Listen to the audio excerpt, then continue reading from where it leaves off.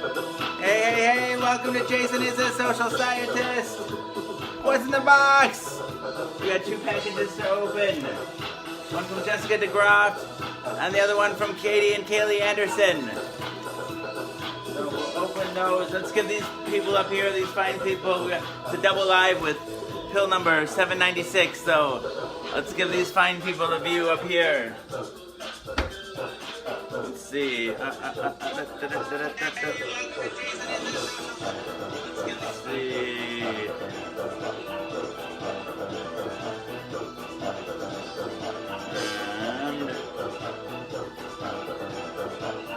And now they'll be able to see you or us up here.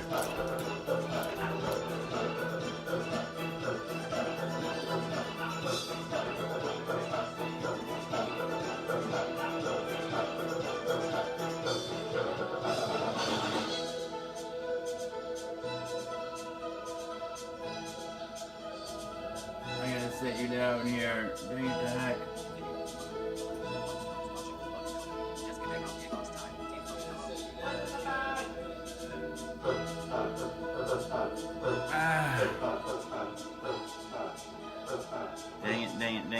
Dang it. Here, you rest here. Or here, somewhere rest. Okay, just hold still.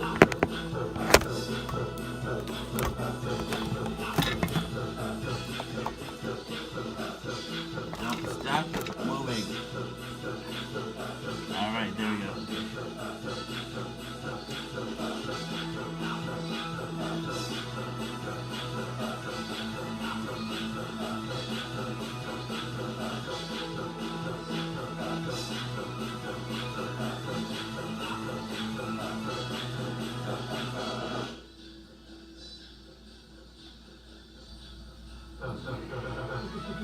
There.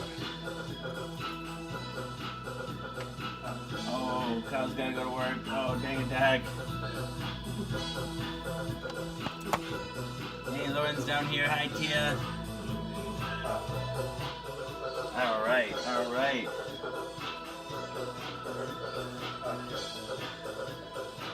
We have to clean up tonight, too. You just have to help me, motivate me to clean. See, look at,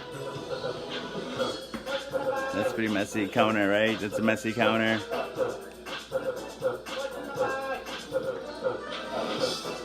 Maybe we should just clean the counter real quick before Laura gets home, because she'll be home soon. Good idea. That's a good idea. Clean the counter before Laura gets home, and then we'll open the box. Alright. Here we go. Let's slide down the ramp first. That'll be fun. Whee!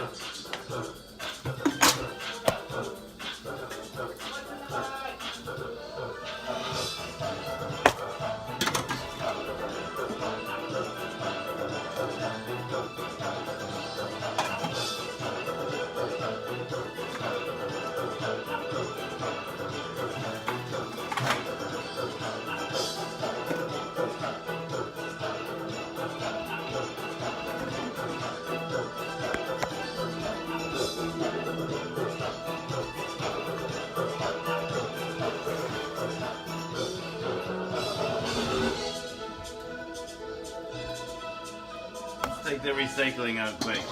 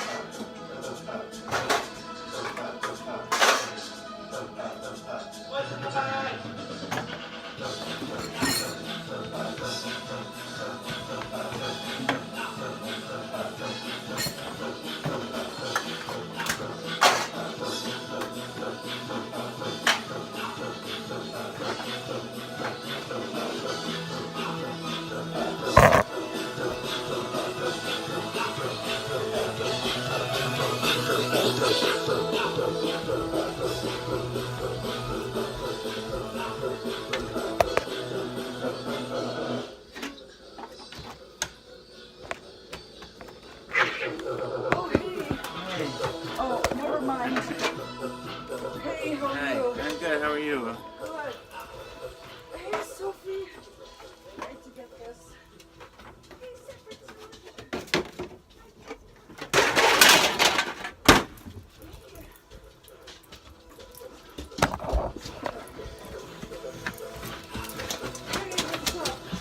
Not too much. How are you? Okay. There, oh, never mind your dirty hands. Hi, Sophie. Mama's got donuts. Mama's home.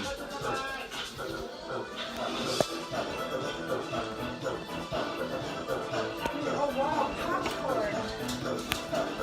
These are, some are from Pick and Save, these are from Krispy Kreme. Okay. Yeah. You have some packages in the hallway there.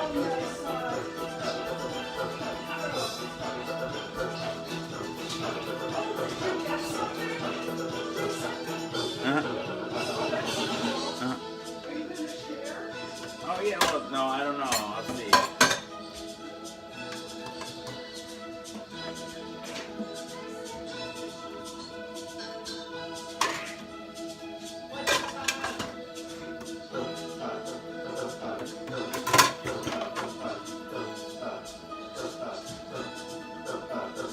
Hey Katie. Hey Cheryl. What's in the bag?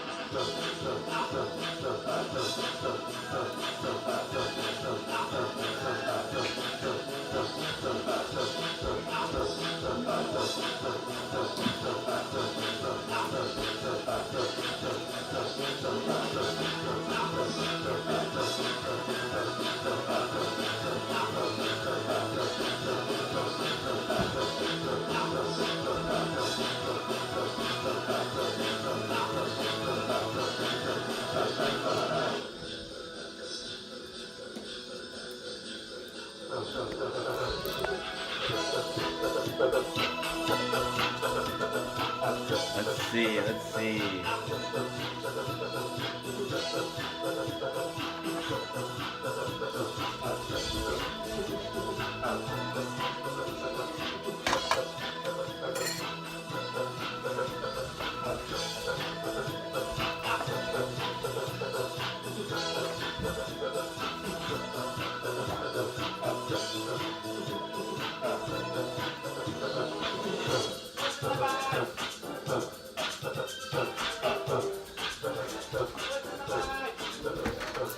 Just clean out the counter here, and then we're gonna open up the packages.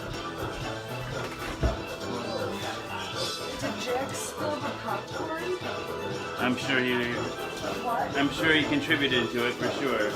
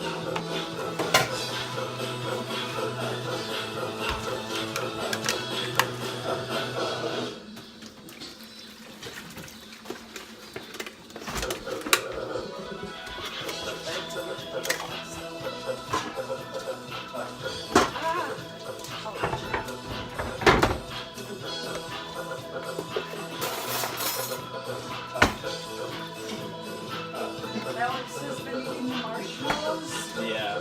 We have to hide those. It's really eating too many.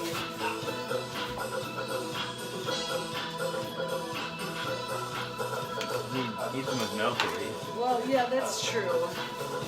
That is one good thing. Can you put this in the garbage? Yeah.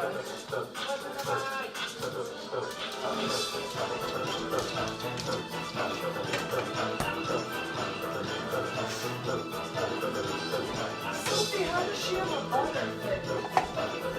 I don't know. Must have fallen on the floor. I didn't do anything. Did I turn this off? That's fine. Did I accidentally turn it off? I'm sorry. It's alright. I just meant to turn it down a little bit. I wonder if my other finger hit it.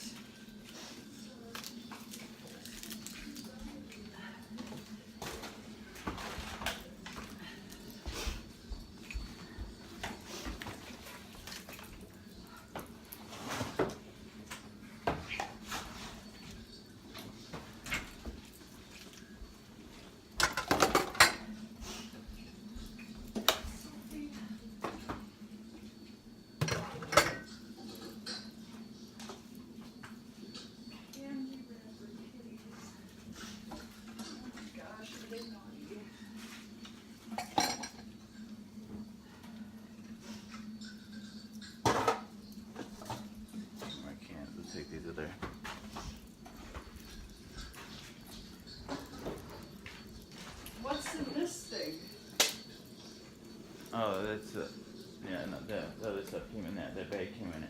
Oh, gotcha.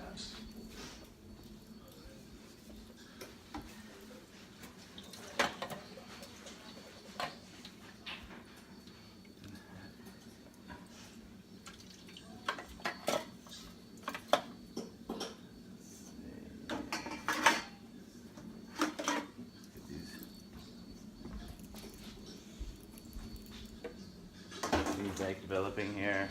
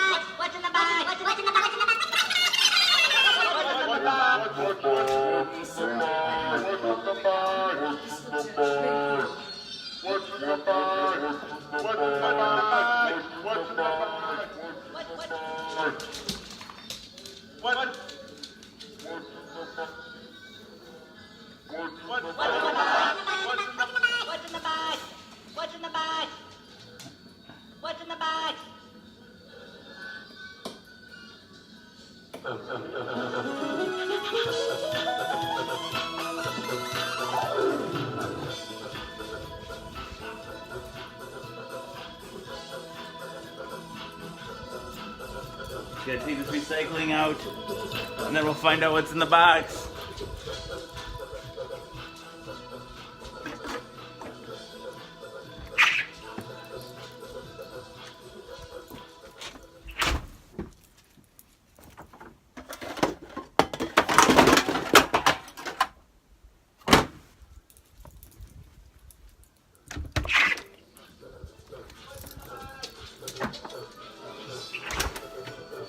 That feedback is terrible.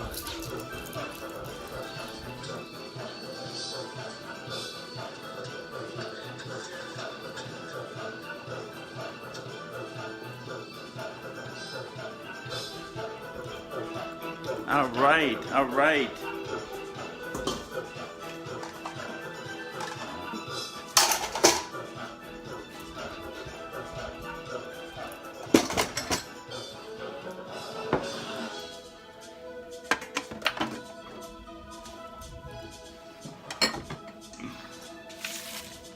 All right, dang it to heck.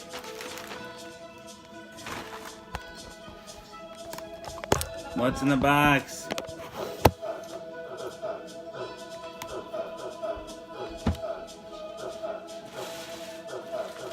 Which one should we open first?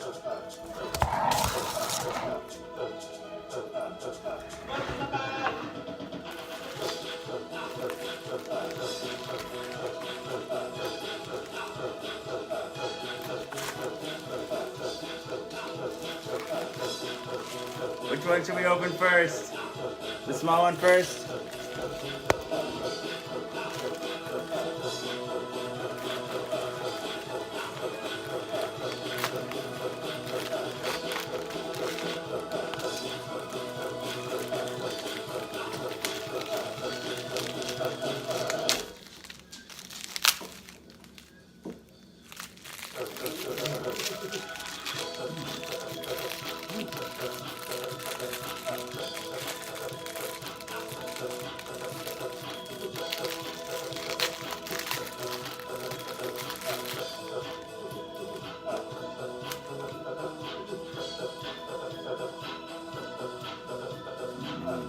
And some writing I can't read on it.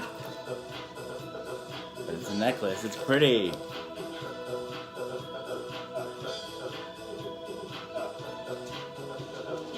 Very nice. I think this one's from Jessica.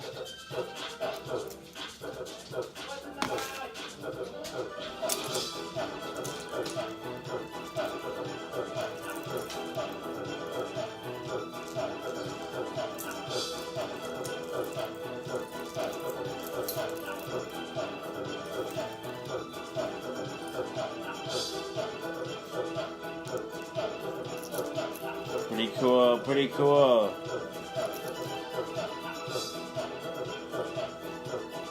Thank you, thank you.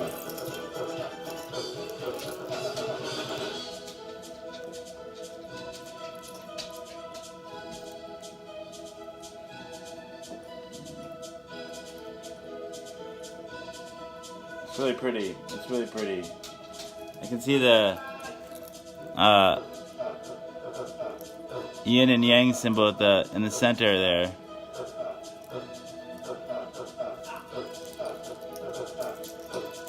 I think I have it wants to flip around here. I'm gonna switch it around.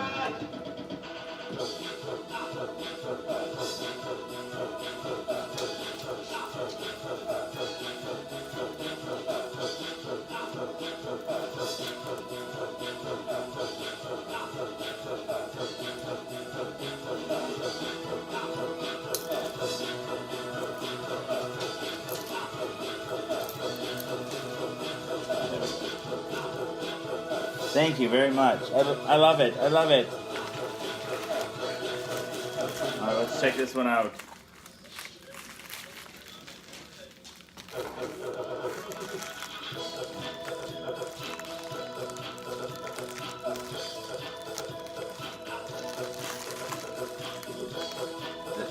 Does it have a name? I didn't catch what it was. It's called an amulet.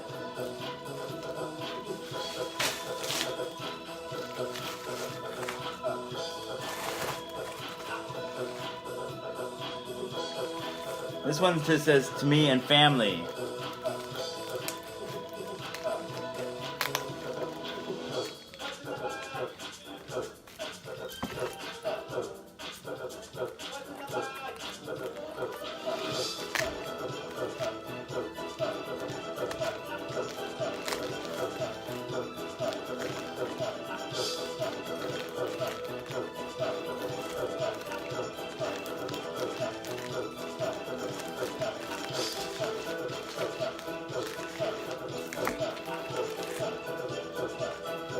Oh, no problem, no problem.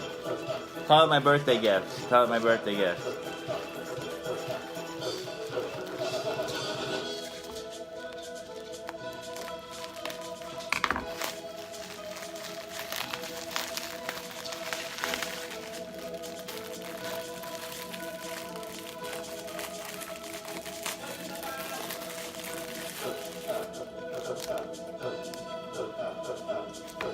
Goodness.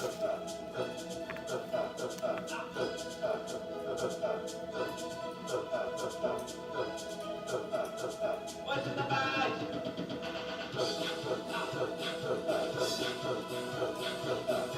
Eileen and Dora, it says.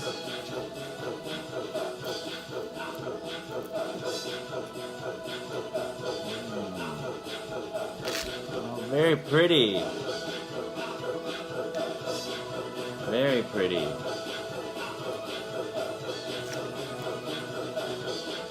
And there's one,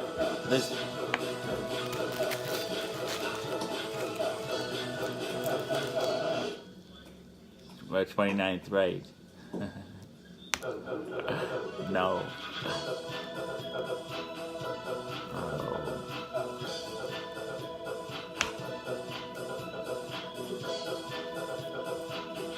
They're awesome. They're awesome. Let's give a shout out to Jessica first.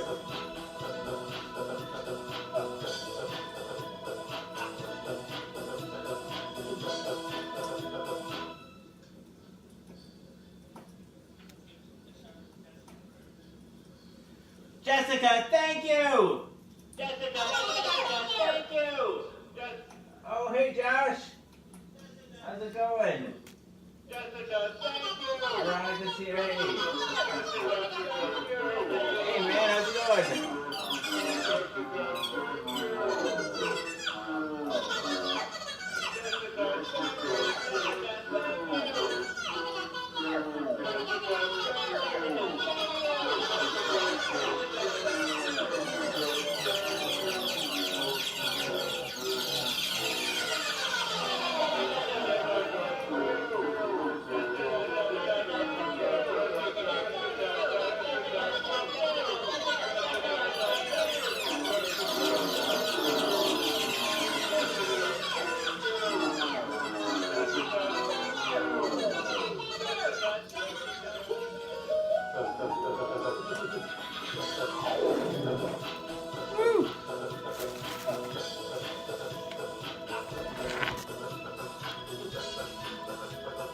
We'll give Katie and Kaylee a thank you shout out soon too. Whoa.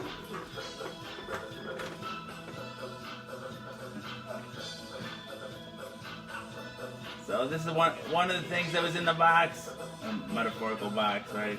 Package. This one's from Kaylee and Katie Anderson. And I had this Japanese amulet from Jessica. Super cool, right? Like, all these necklaces are from people. People have sent me necklaces.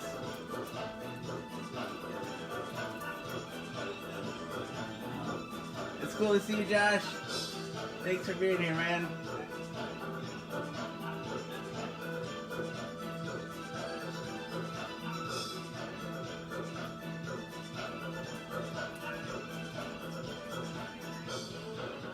Josh is another awesome HIV advocate.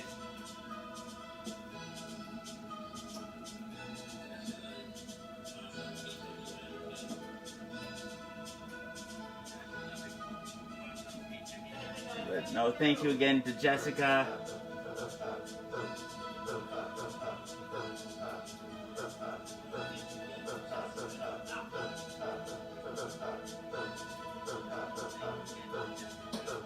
What are we talking about? Are you talking about prep?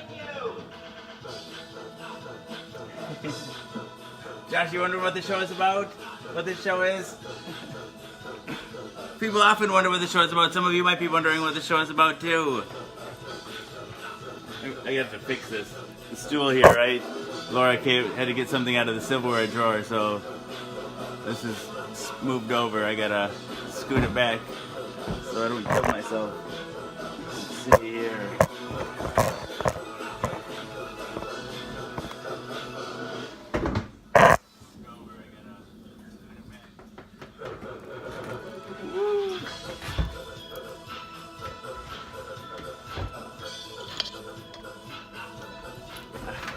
Alright, there we go. So some of you might be wondering what the show is about.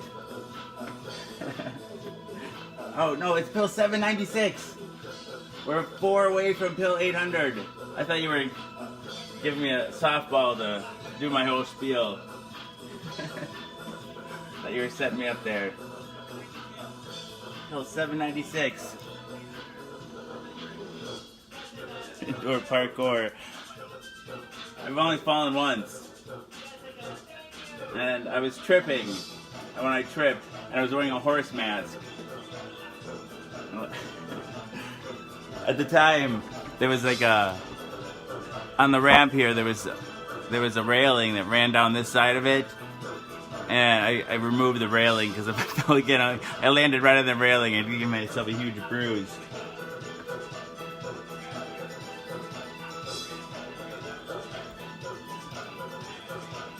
Hey, Susan McKee. All right.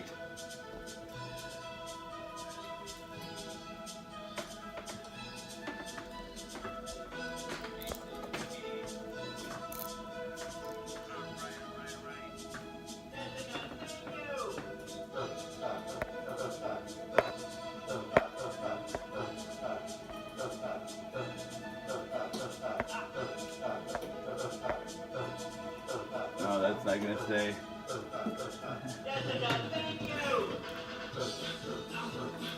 So, oh, sure, why not? Barely felt it when I fell. No, so people often wonder what the show is about. The premise is deceptively simple. I take my HIV medication live on the Book of Face each day in front of friends, family, and strangers. I do so in order to embrace stigma, dispel ignorance, and find support. After 796 pills, 796 shows, a number of bells, whistles, and bows have risen up and around and about the show. The bells, bows, and other people, the people that come back night after night and give me the most valuable resource, their time. To me, that's the most significant thing that's risen up and around and about the show, the community. Therein lies the support that I was looking for. But a number of bells, whistles, and bows have risen up and around and about the show. Ding dong bell, boy do she knell. Hell, I mean heck, this show has it all. I like to say that it is Cloud Atlas and that it incorporates at least 600 years of entertainment. with Edward R. Murrow's radio broadcasts on record and cylinders played on a 19th century Edison home phonograph, along with a nursery rhyme book from my childhood containing woodcut illustrations from the 15th century. It is, in a sense, also The Matrix.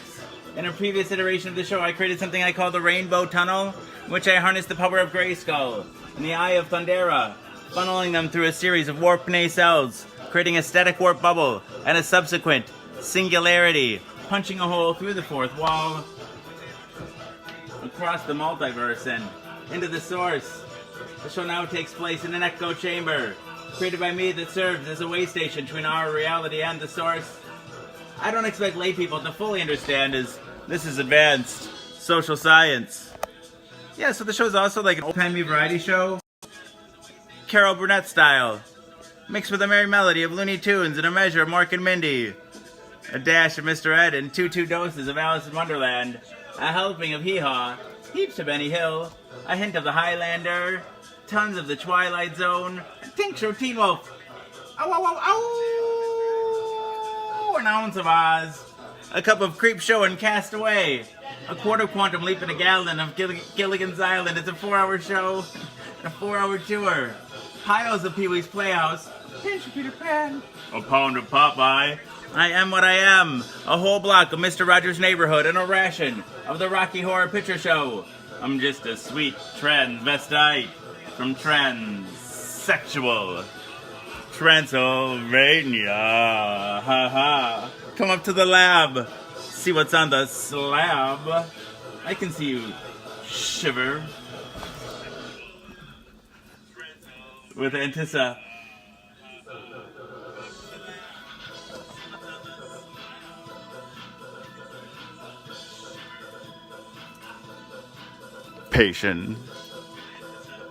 Touch me. I want to be dirty. Thrill me. Chill me. Full of... Fill me. Creature of the night. An undone Benjamin Button. A corny ear of Dumbo. A college try of I Spy. A couple of raw strokes of Bob Ross. A spoonful of Mary Poppins. And the full Monty Python. Finally lump in Rick and Morty with a liter of I Love Lucy in the Sky with Diamonds, and wham bam. Thank you, ma'am. You've got the show. Everything is out of place and out of time here, including and especially me. Alice will always be pregnant. Harambe will always be ready for her high fives. There's my wife. Anyway. The first and the second coming always be risen with the Obamas getting blowjobs from the Woodies, the Supermen. And their boners will always be spinsters and sempstresses working the sweatshop. The Twin Towers will always stand with Lady Liberty. You will have their MTV. Pigs will fly. Disco and dance will reign, like men did in the days of old. I write nightly the future history of anachronism for your future children and your elderly grandparents. May they enjoy it now and time immemorial. If I'd have people take only one thing away from this show, it would be the knowledge that HIV is preventable. If you're HIV negative, there's a once-a-day pill you can take. They call it PrEP, pre-exposure protocol. The pill is Truvada, and if you're HIV negative, you take it once a day, and it works like a highly effective chemical condom. It prevents HIV. But if you're already HIV positive like me, treatment is prevention. By taking my medication every day and maintaining an undetectable viral load, it makes it so I'm not contagious. U equals U. Undetectable equals untransmissible. You could fuck me bareback all day long and never catch HIV for me. It's a brave new world. The future is now, and it's 1969.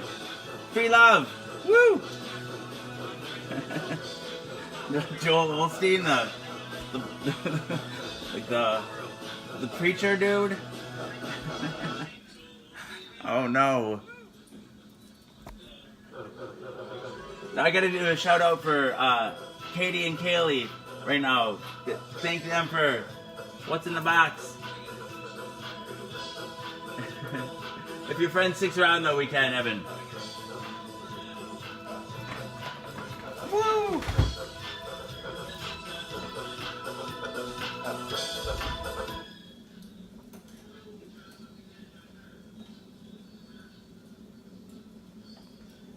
Kaylee Anderson, thank you!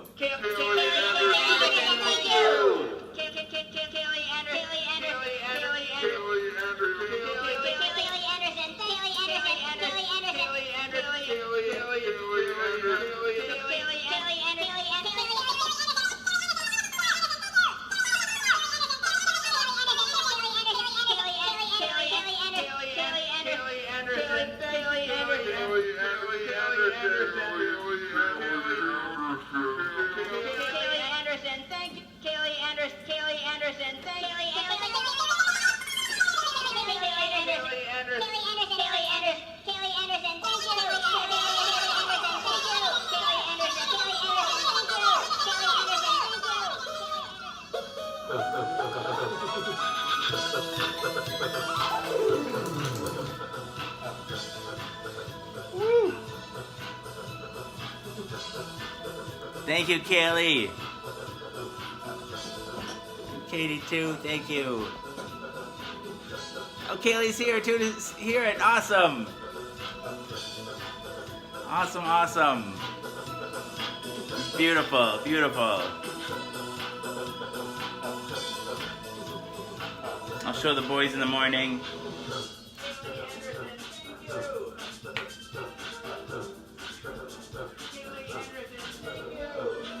Hey, Patty Elvis Walker.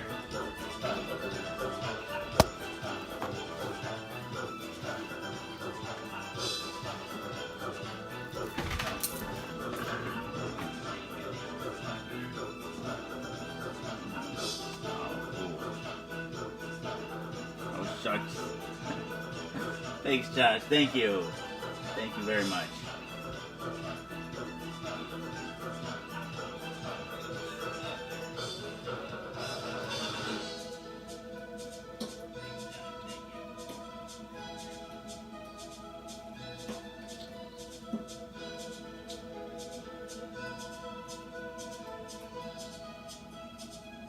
You did not. Oh, that's cool. That's awesome. That's awesome.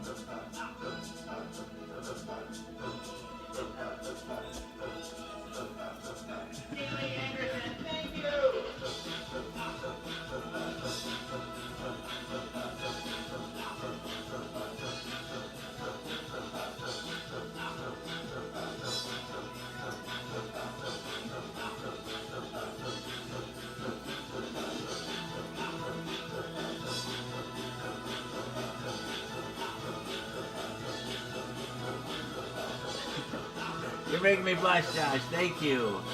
Josh is just saying that he talked about me at a conference, and he's gonna talk to me. He's got another conference he's speaking at, and he's gonna talk about me. So that's awesome.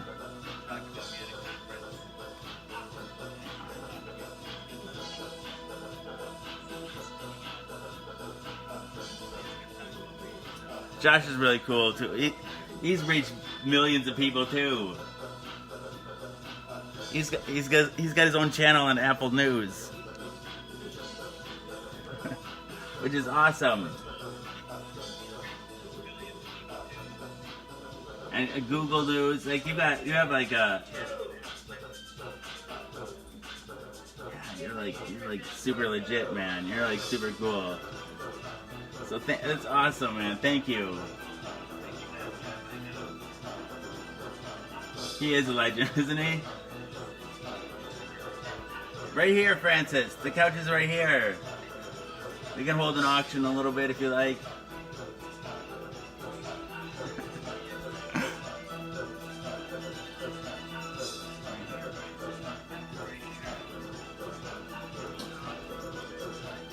People should check it out too, right? Everybody, you guys should check it out. It's I'm Still Josh, his Facebook page.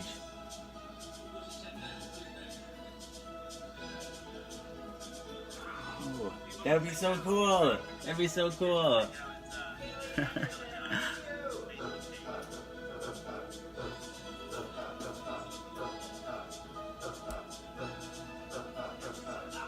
Hey, April. Oh. I'm a fan of you though, man, so it's like it's oh, the Mutual Admiration Society. Oh.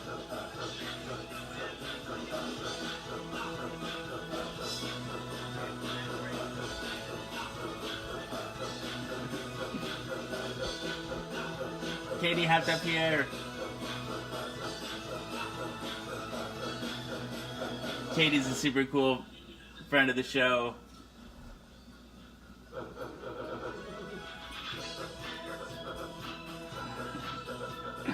Oh, I don't know, man. I don't know. Oh.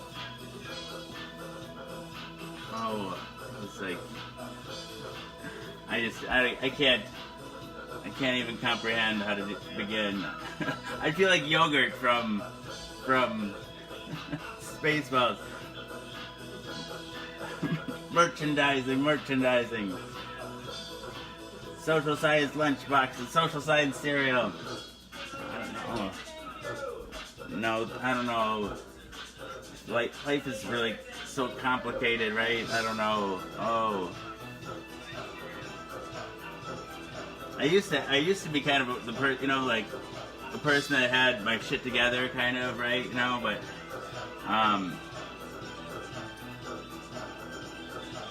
oh man, less so in the past couple years, and well, I'm not just the face of HIV. I'm also the face of mental illness, right? Although I'm a mental health professional, but I'm also a patient, and I'm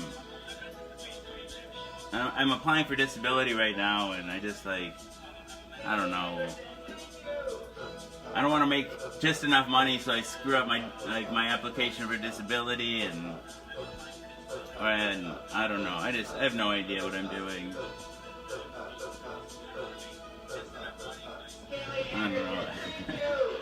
I had a glitch in my health insurance, so I still was able to get I still had medication coverage, but I haven't been to see a doctor in 9 months, and I haven't and I just got insurance in January, so I have a doctor's appointment, and I want to start getting my mental health addressed again.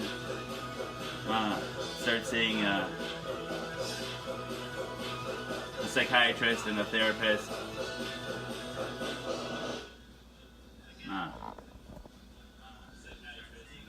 That's an idea.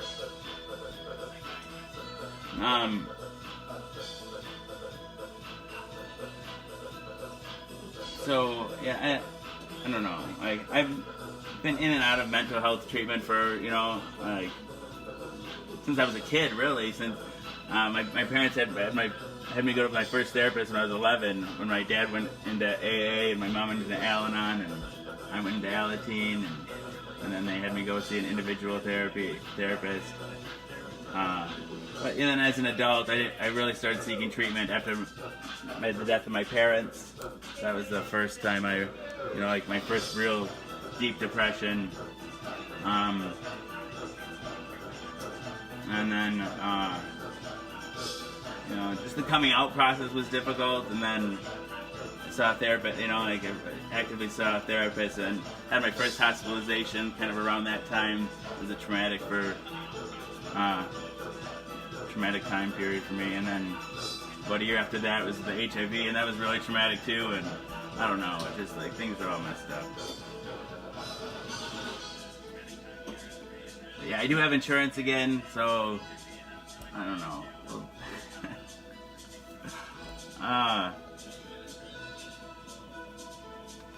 So yeah, I hope I'll get back on psych meds again. Lamictal worked well for me, I think. It's a mood stabilizer. I don't know, I don't know, do you ever hear much about HAND? I always like to say it like HIV-associated neurocognitive disorder, HAND. Sorry, Sophia has to go outside. I'll let her in. Okay.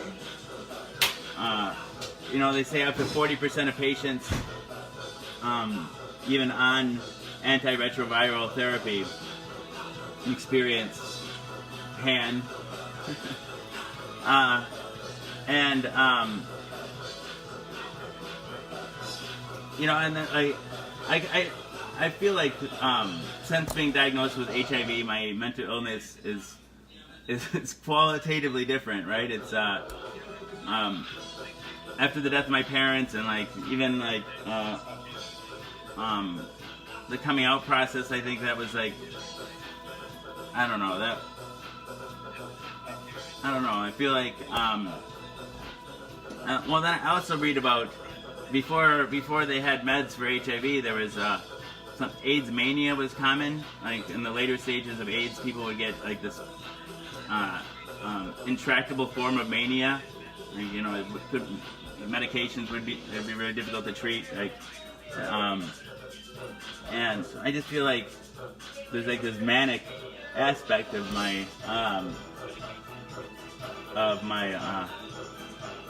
mental illness that might not have been there before.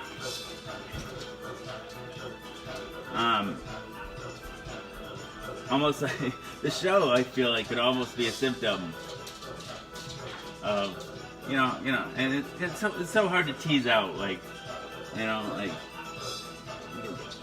behavior is so complex. No one thing causes behavior, and there's a lot of other psychosocial things happening in my life too that like, but I can't help but think that there's some physiological stuff happening. It doesn't, but in the end, it really doesn't matter, I guess. Like mental illness, no matter what the cause is, it's all about coping and about finding a way to live your like, I don't know, I hate to say it, live your best life. Sounds so cheesy, but right, just being able to cope and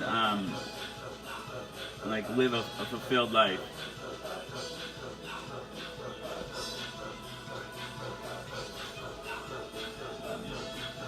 My mom always said the difference between, well, she always said that poor people were crazy and rich people were just eccentric. The same person, like if they had money, would just be eccentric, right? People would put up with so much. People would just have money.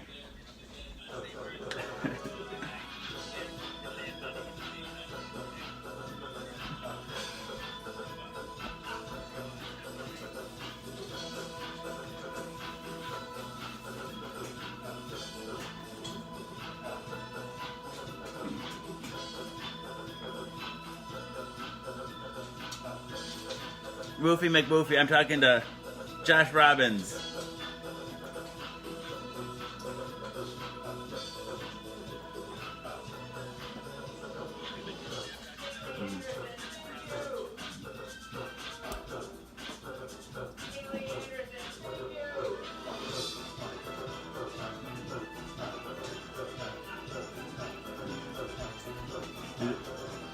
Do your meds work for you, Big Mac?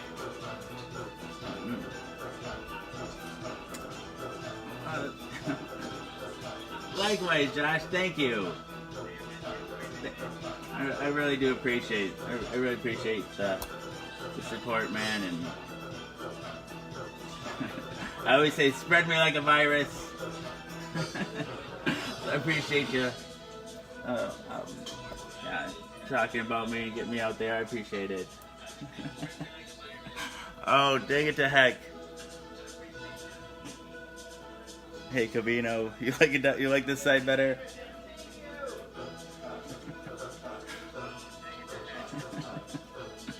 Oh, it's terrible.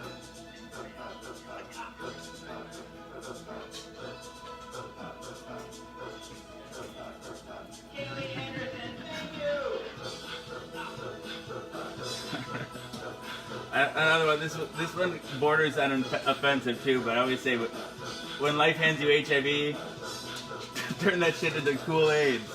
Oh yeah. Whenever I pour a glass of Kool-Aid, I say that. Woo.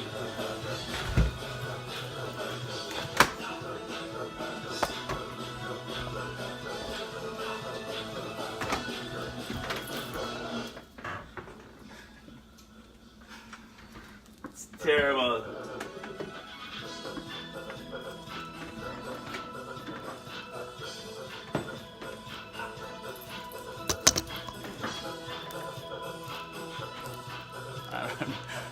I've never taken a test, Camino.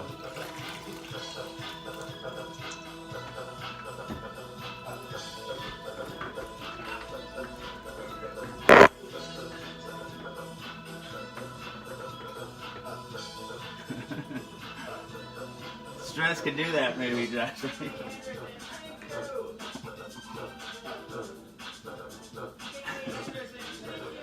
Gallows humor.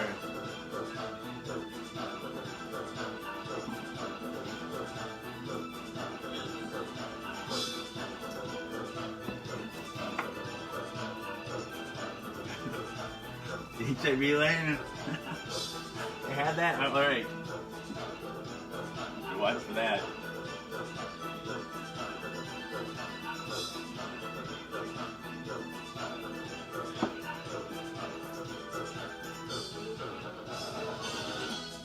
You give Harambe a high five.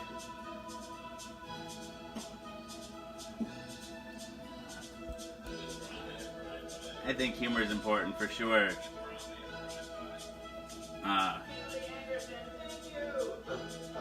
Humor can be really powerful. It's like satire. Sometimes, you know, like laughing at what can hurt us. Sometimes, like, but you don't have, like, if you don't have any other weapon against something, laughing at it diminishes it or makes it smaller, makes it easier to cope with.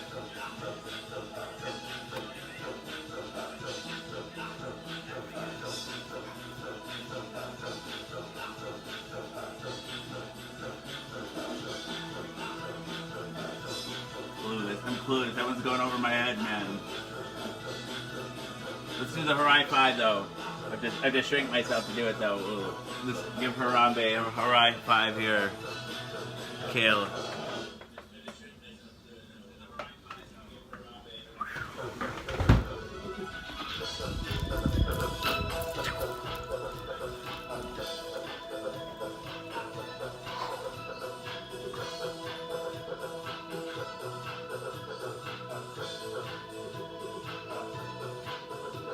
Oh, too far.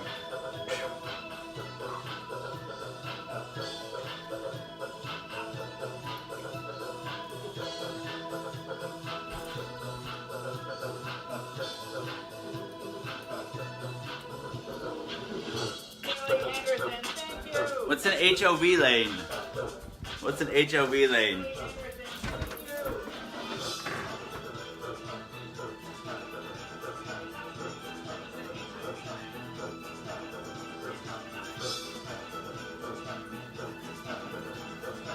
Oh man, oh man.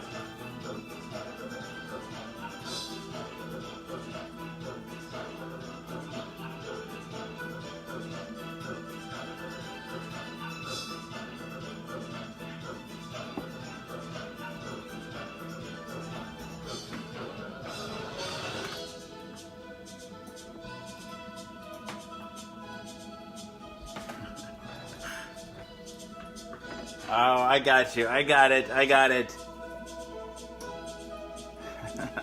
Oh,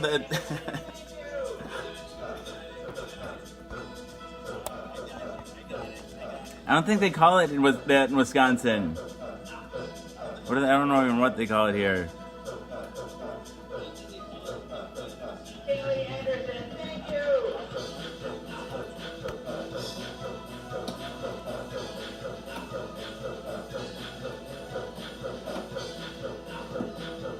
Chris had found his way up here. Hey, man.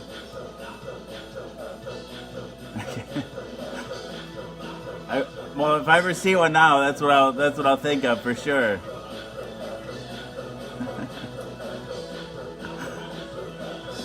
You're just asking for a ticket, man. You're asking for a ticket. And you're like, it's an honest mistake.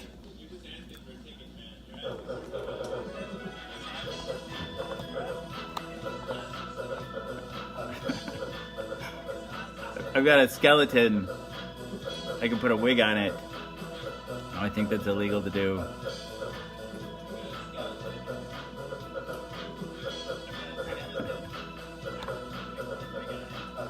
Dang it, dang it, dang it.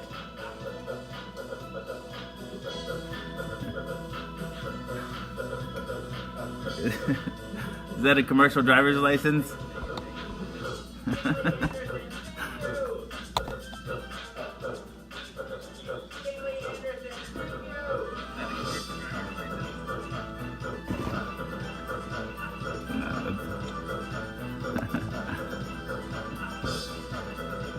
I said that to the lawyer at the ARCW, Evan.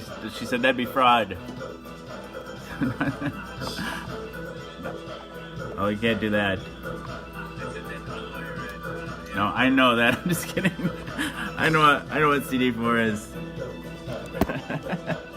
They would think maybe commercial driver's license. Mine's pretty good. I think it's like 1,200. It was 1,200 when I was diagnosed.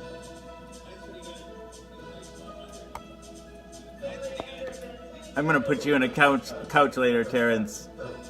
You look like I got just the couch for you.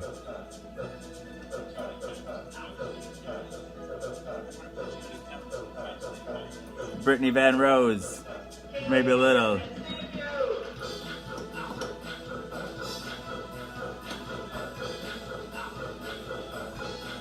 That's damn good too. That's really good. That's really good.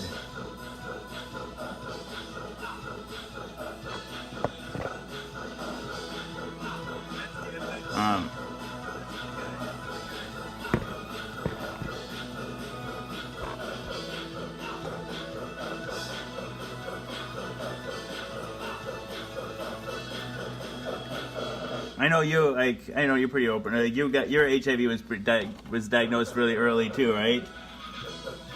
I think I was last tested negative for HIV in January of 2015, and I first tested positive for HIV in August of 2015. So it's somewhere in that 6 months. So that's why my CD4 count it never got really low.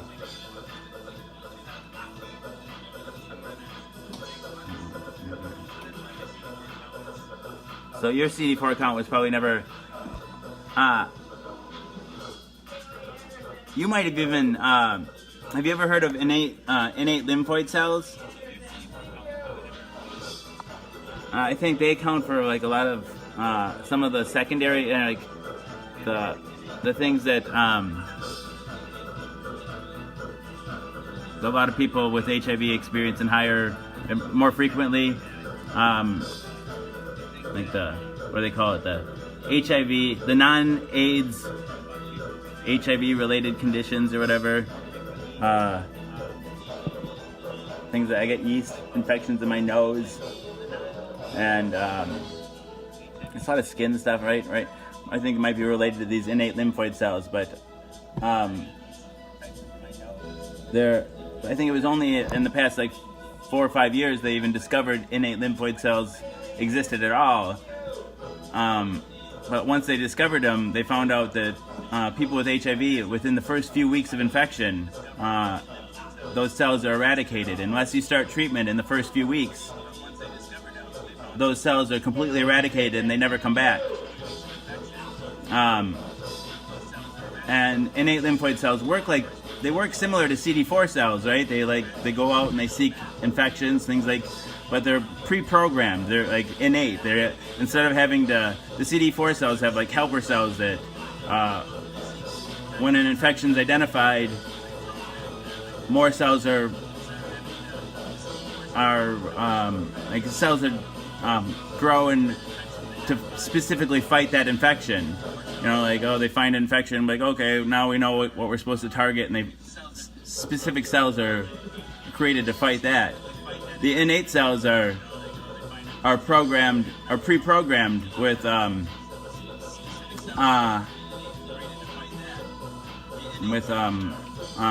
well, they don't need to wait around. They don't have helper cells. They're like pre-programmed, just waiting around with like ready to kill the most common type of infections.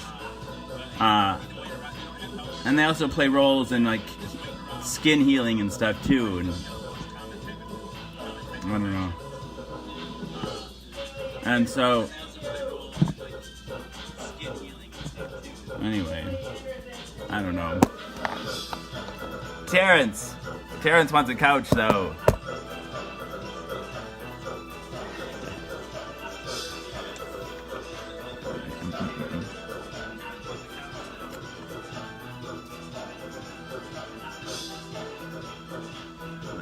Let's see.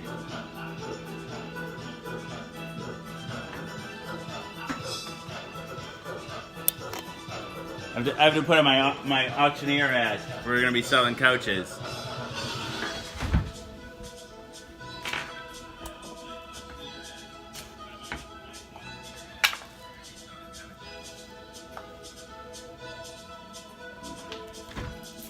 gotta have a hit here too. I'm still coaches.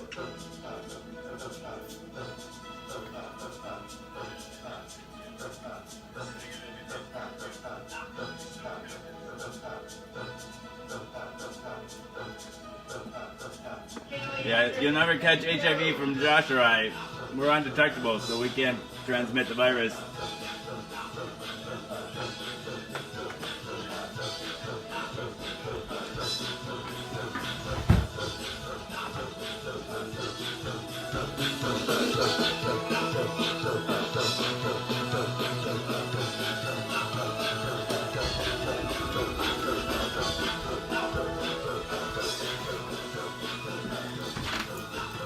Up next, we have lovely lot number 69.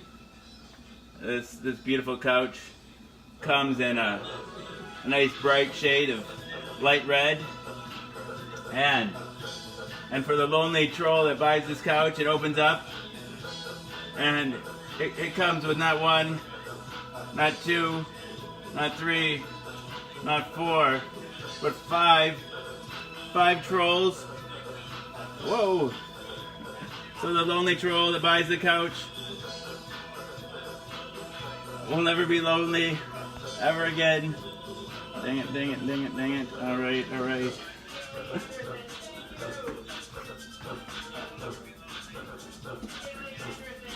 And the best part of this couch, besides the metal claw feet and the mirror inside, it has not one, not two, not three, not four, not five, not six, not seven, not 8, but 9 cum stains. You can see the crusty cum stains here.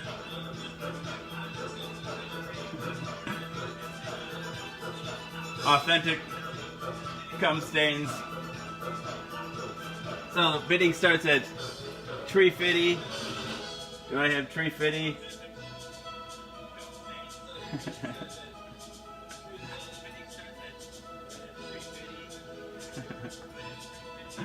Dang it, dang it, dang it.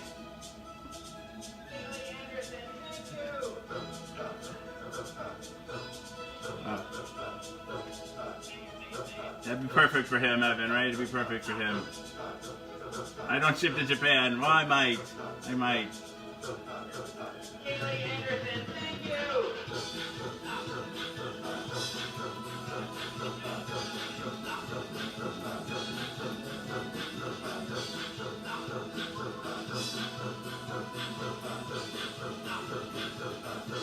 Terrence here. Bidding starts at $3.50.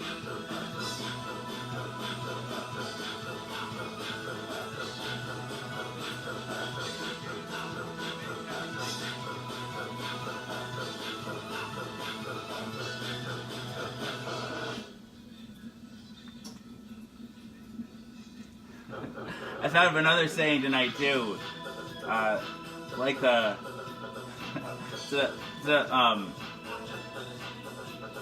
like sands in an hourglass. These are the pills of our lives. These are the pills of our lives.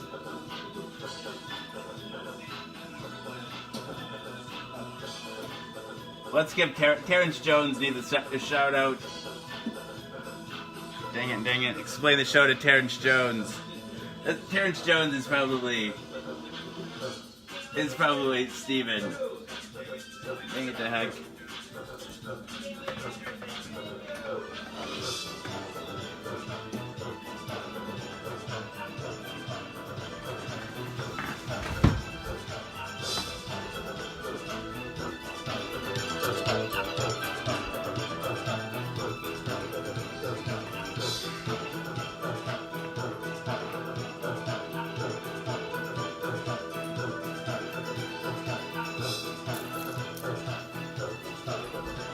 Oh wow.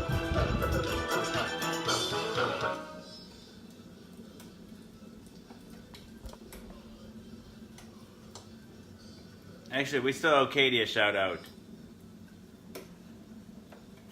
Katie Anderson, thank you! Katie Anderson, thank you!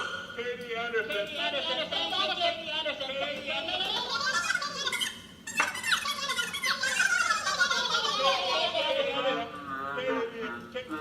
Katie Anderson.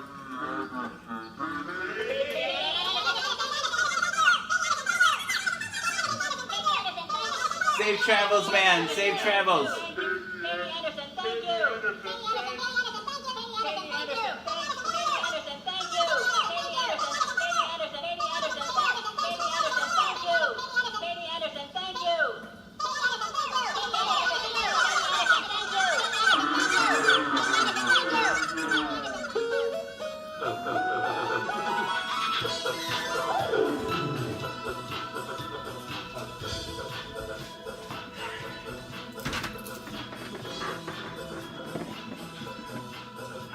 Oh, I love you too, Josh. Yeah, safe travels.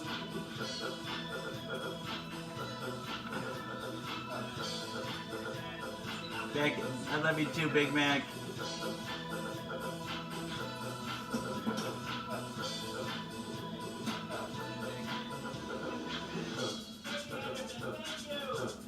Health e-voices? Alright, I'll check it out. I'll check it out.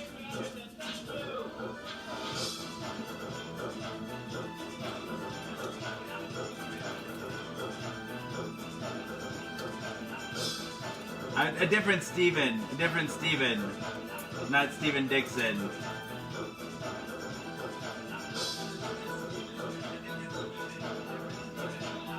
Health e-voice, alright.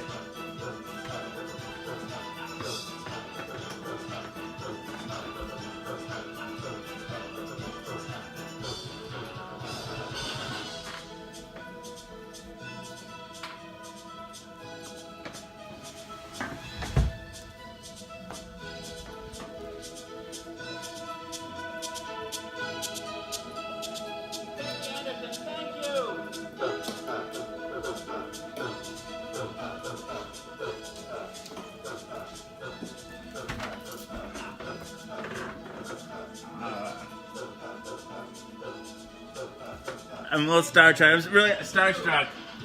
I'm really glad that Josh was here. Thank you, man.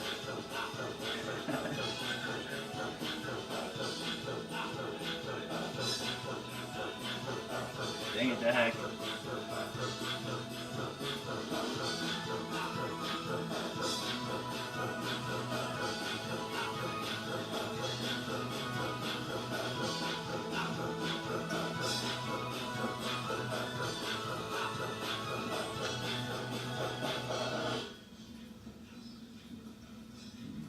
No, it's sort of in retirement.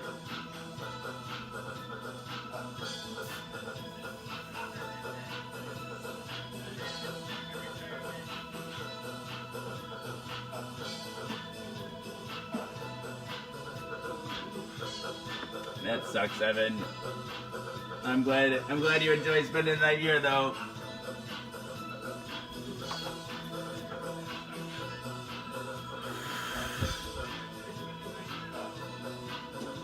It's almost time for a shower.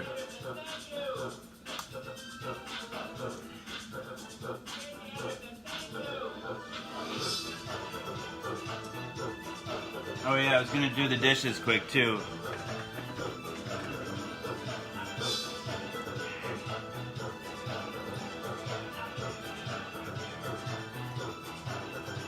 Doggies with mommy, Big Mac. The doggies with mommy.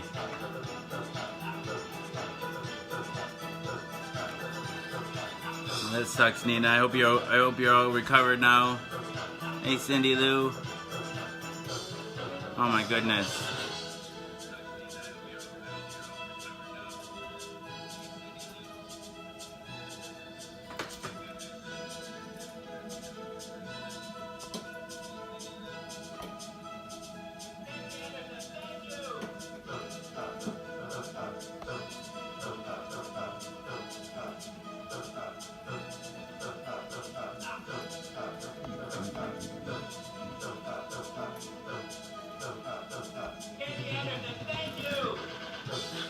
Hey, Rob.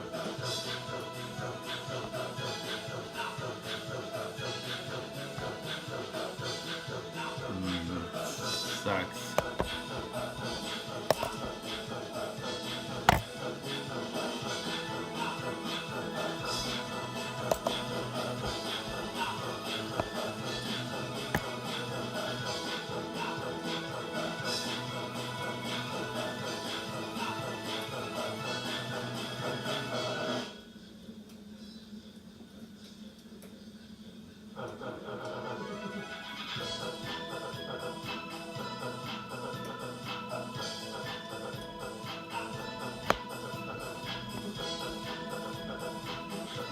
cramping.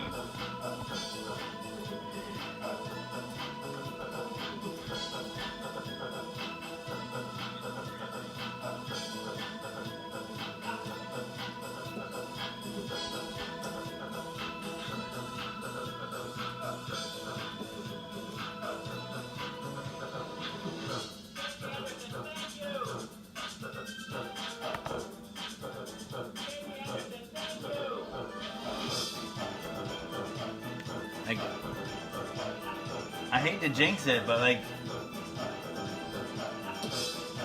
Steven hasn't been here, has he? Whoa! Yeah, this boat is heavy.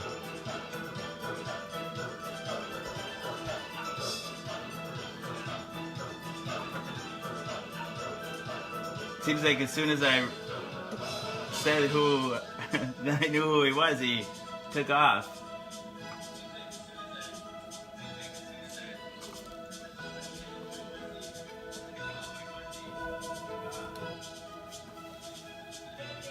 I finally figured out who he was. And I don't know, it seems like he's gone now. Soon, Nina, soon. Thanks for the encouragement, though.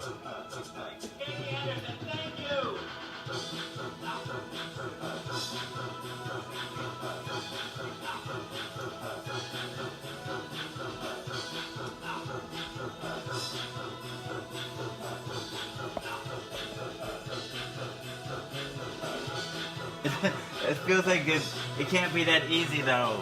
It can't be that easy.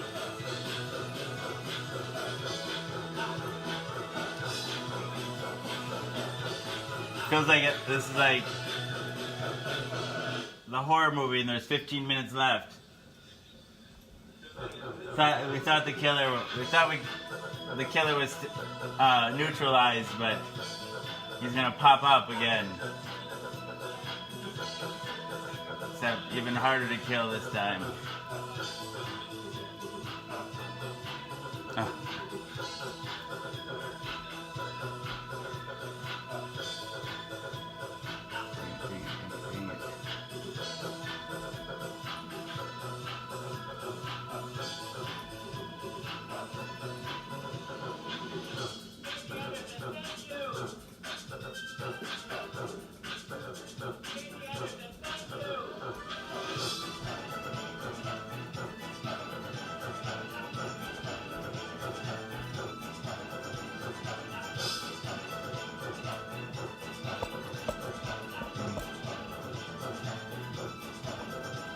Dang it.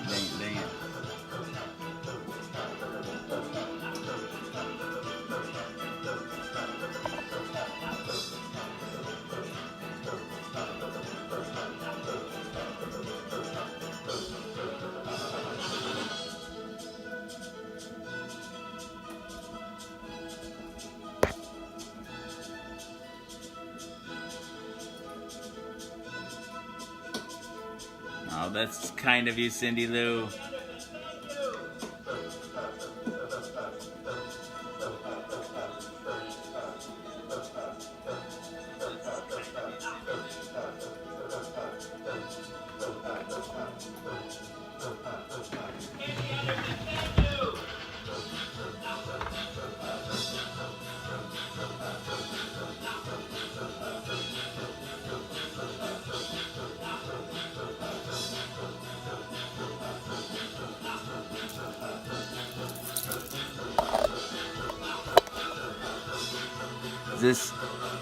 This amulet, Japanese amulet, necklace, and beautiful rainbow.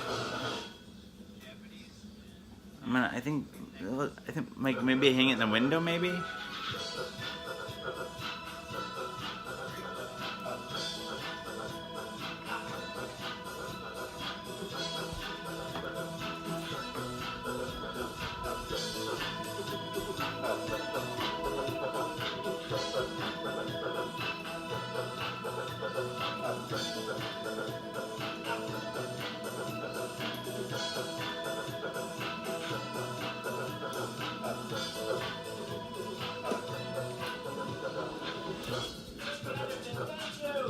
I'm gonna do the dishes first.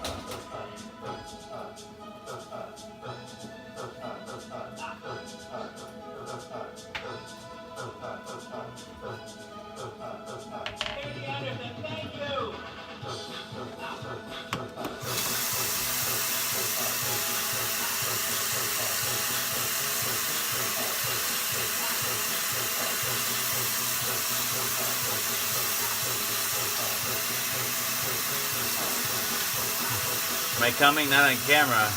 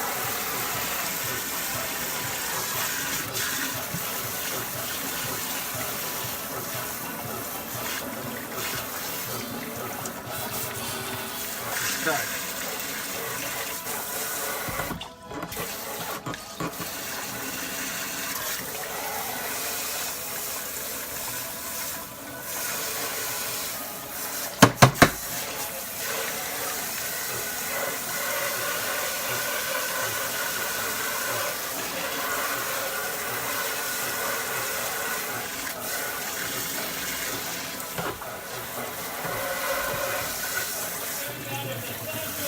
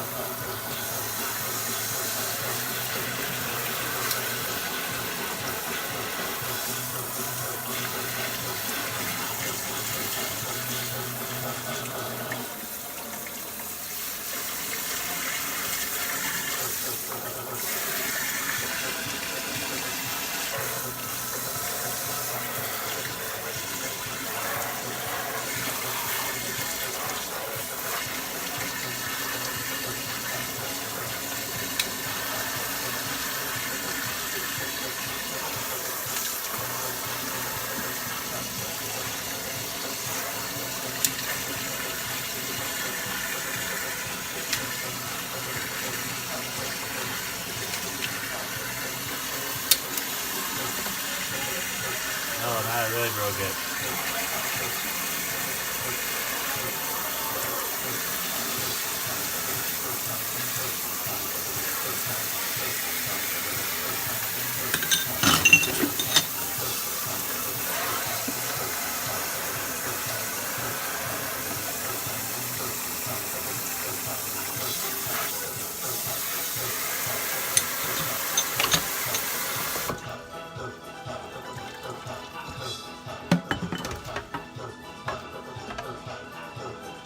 Dang it, the heck.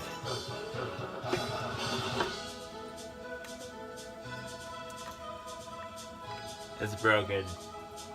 It's broken.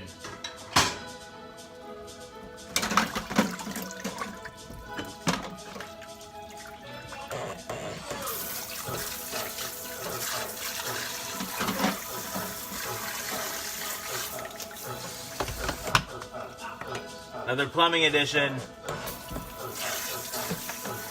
The last plumbing edition was fun.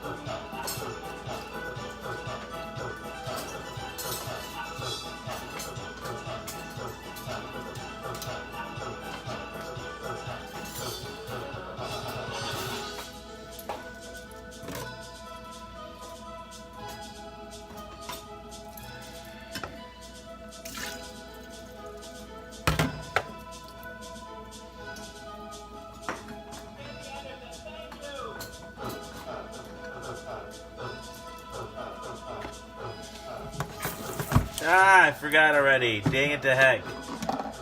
Ah. Katie Anderson, thank you.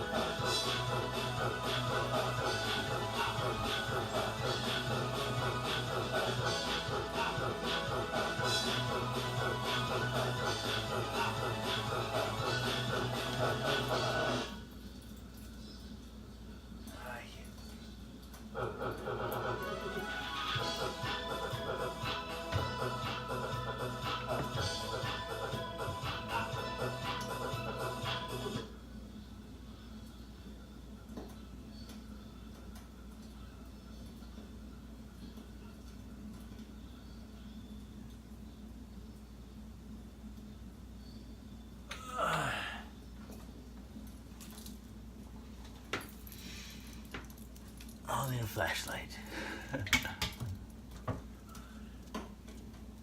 The last plumbing edition, I had I used a snake in the toilet, in the bathroom, and I pulled out a credit card. And this was last year, and it expired in 2012, so it could have been in there like 6 years. I don't even know, probably more like 3. Who knows?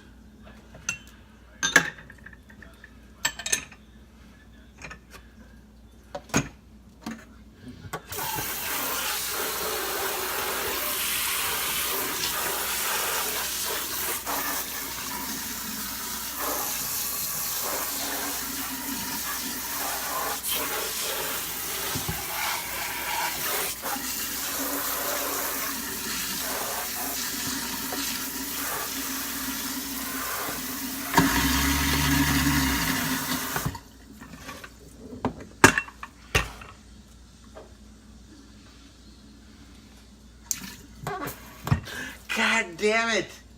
I did it again!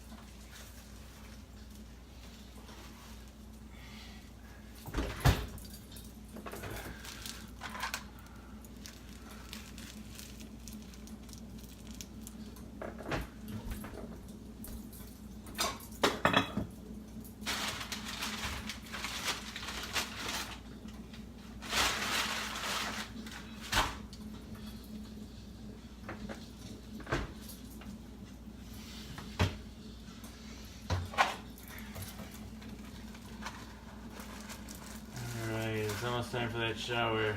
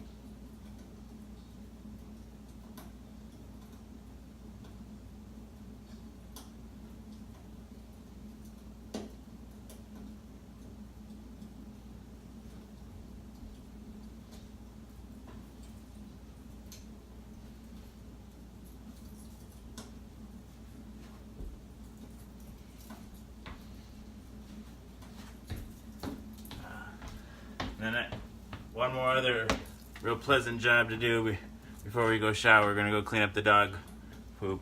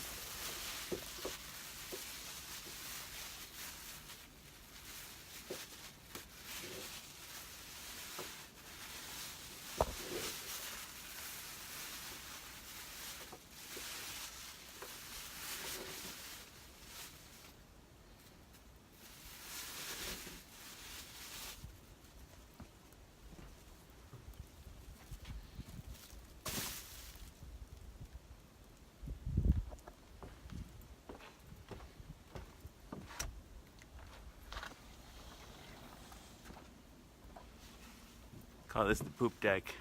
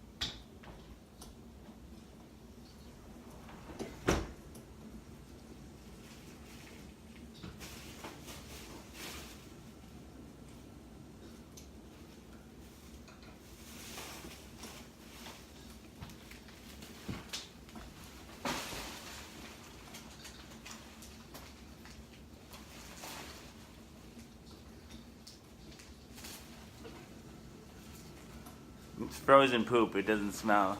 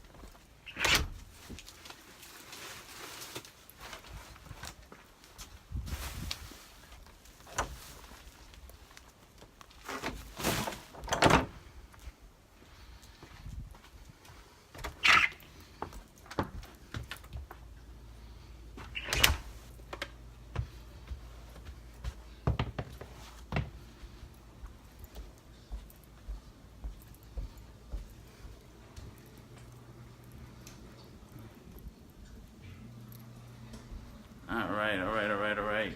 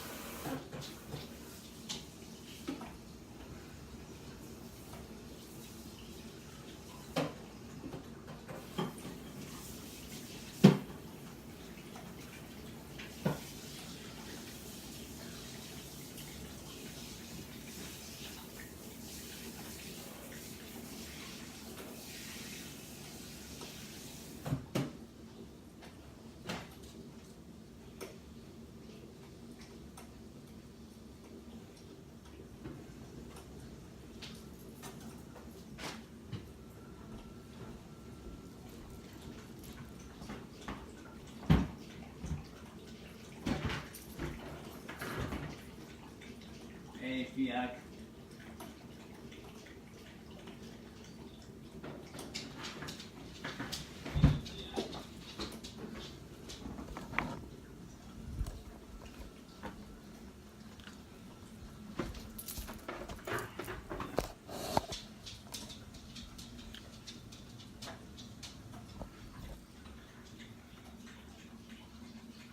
Alright, pretty soon we're gonna hop in that shower.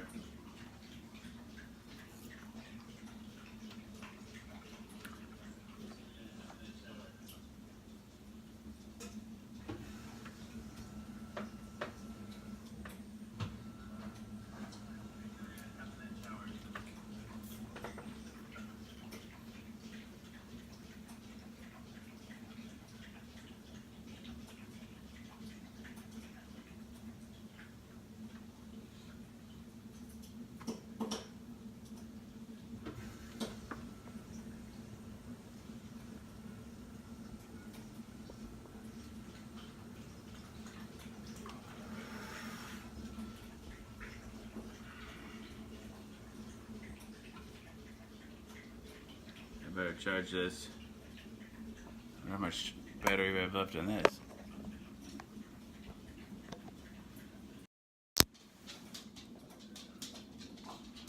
Running low, running low. Dang it to heck.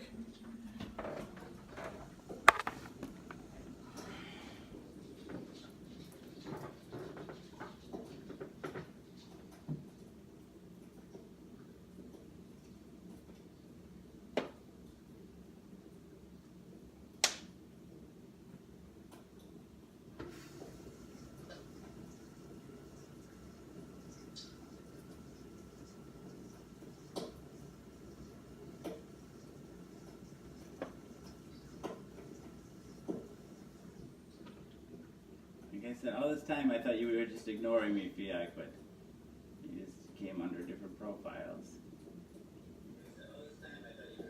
Fiak's a minor celebrity, don't you know?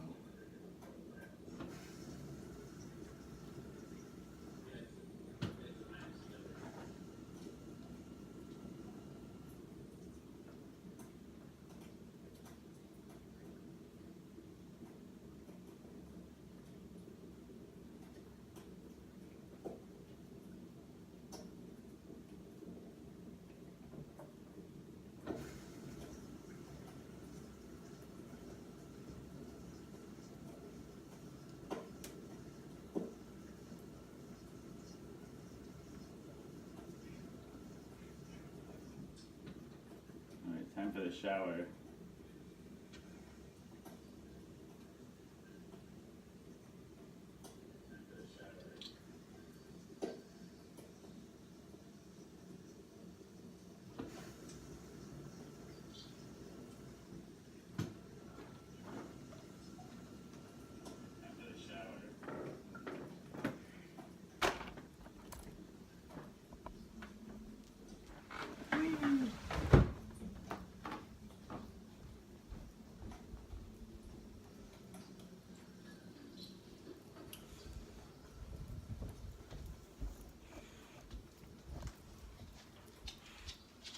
Hey Carrie, I'm just about to get in the shower.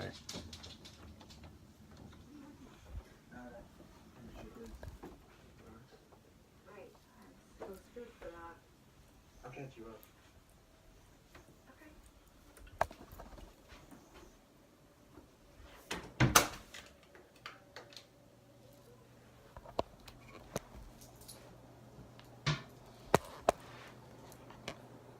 Hey Laura.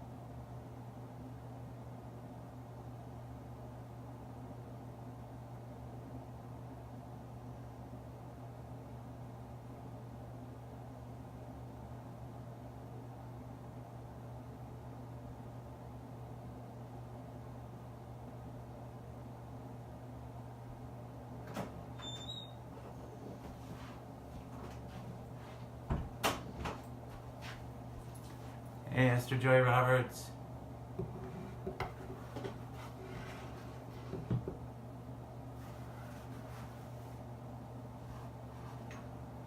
What do you need? What do you need? I'm clean as a whistle. Come blow me.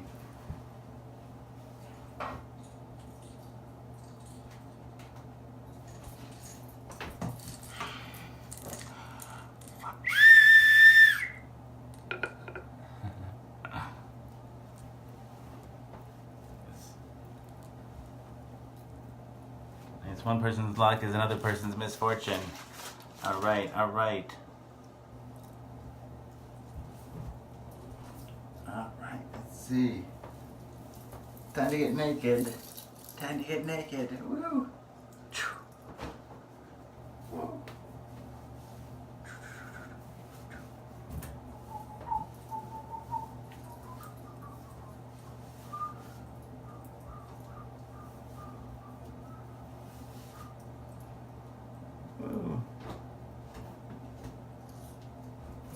Whoa.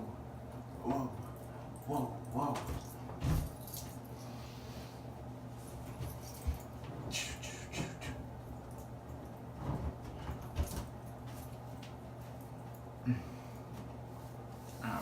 All right. Clean as a whistle, come blow me. All right, thanks, Shelly. Scrub-a-dub-dub, one man in a tub. Who do you think he be?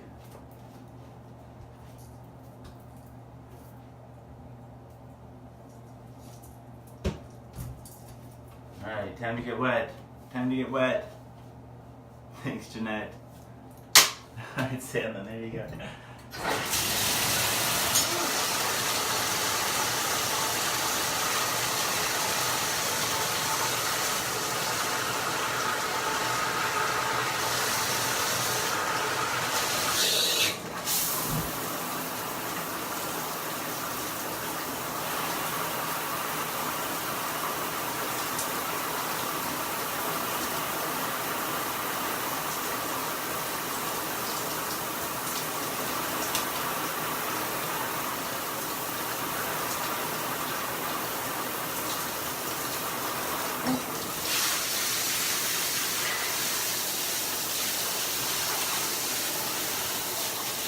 Time to get wet, time to get wet.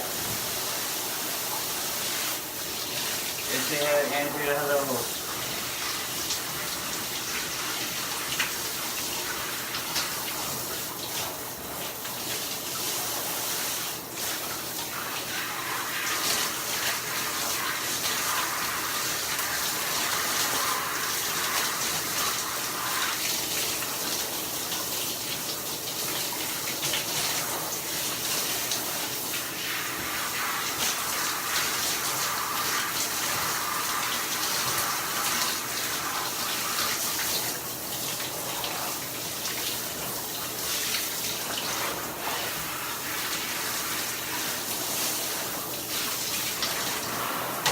Well, the other one is just a new one, and I don't know. It was easy to slip on and off, so I did. Alright, time to shampoo.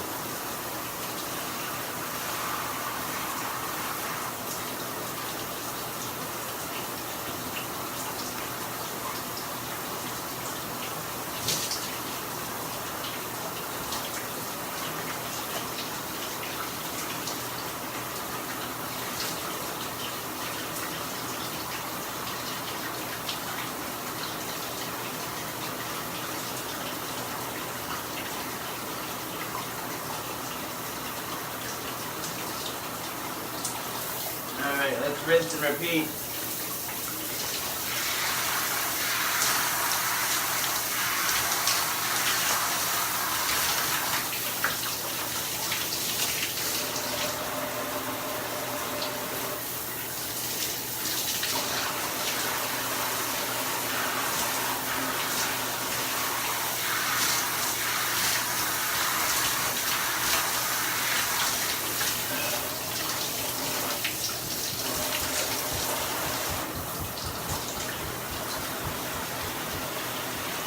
Rinse and repeat.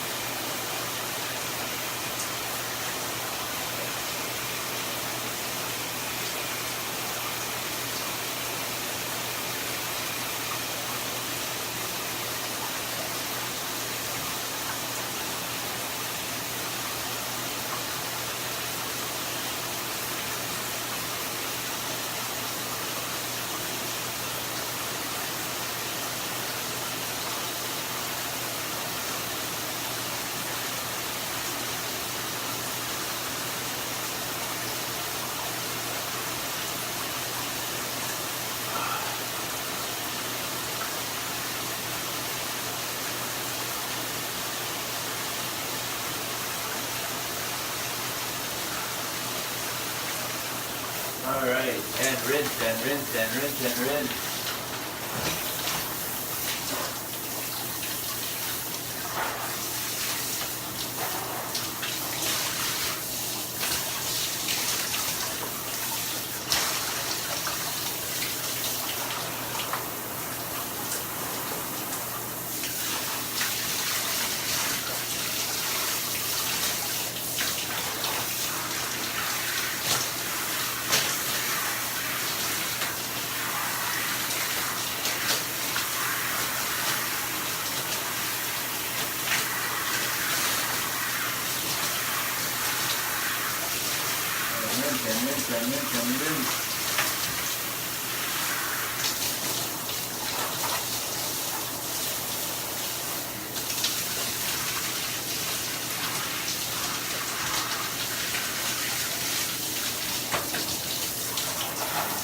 Oh, not today.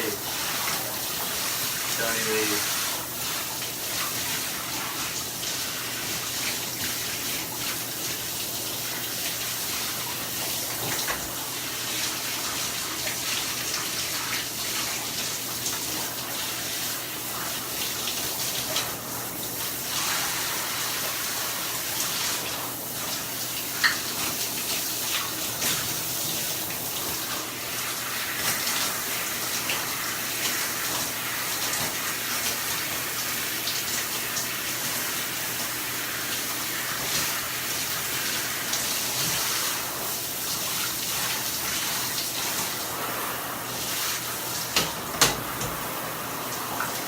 Now, time to condition.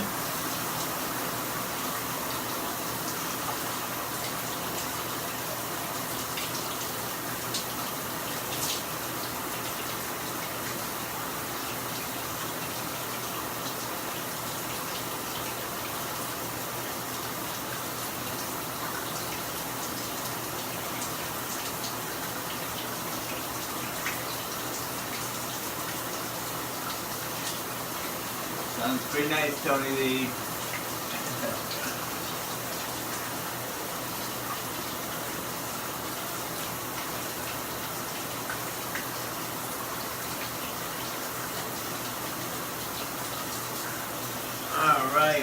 All right.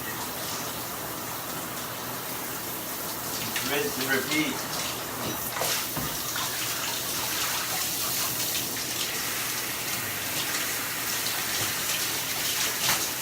Mr. Stanley Cooper says, what's the point of this live? Welcome to Jason is a Social Scientist. What's in the box?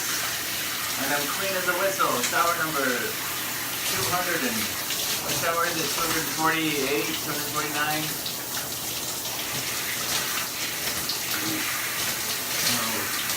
Well, people often wonder what this show is about. Right now I'm in the middle of my other live too. This is sort of my secondary show. My main show is called Jason is a Social Scientist, by Mouth Daily. And I think it behooves us I think explain my primary show first. Let me just put in some conditioner before I explain this one. So I'll give you the abridged premise of my main show. Jason is a Social Scientist, by Mouth Daily. On that one, we're on pill number 796. And so people often wonder what that show's about too. And the premise is deceptively simple. I take my HIV medication live on the Book of Face each day in front of friends, family, and strangers. I do so in order to embrace stigma, dispel ignorance, and find support. After 796 pills, 249 showers, a number of bells, whistles, and bows have risen up and around and about the show. The bells, bows, and other people, the people that come back night after night and give me the most valuable resource, their time. To me, that's the most significant thing that's risen up and around and about the show, the community. Therein lies the support that I was looking for. But a number of bells, whistles, and bows have risen up and around and about the show. Coconut oil, Tony Lee. It's coconut oil.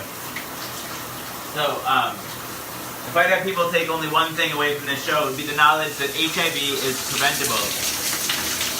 If you're HIV negative, there's a once-a-day pill you can take. They call it PrEP, pre-exposure protocol. The pill is Truvada, and if you're HIV negative, you take it once a day, and it works like a highly effective chemical condom. It prevents HIV. But if you're already HIV positive like me, treatment is prevention. By taking my medication every day, maintaining an undetectable viral load, it makes it so I'm not contagious. U equals U. Undetectable equals untransmissible. You could fuck me bareback all day long and never catch HIV from me. It's a brave new world. The future is now, and it's 1969. Free love. Woo! And oh, I'm honored Fiak is here. Dang it, dang it, dang it. So that's Maria, was it? Or Marissa. That's the premise for my main show. My secondary show, I was about 70 pills in, and I was like, oh, I don't want to wait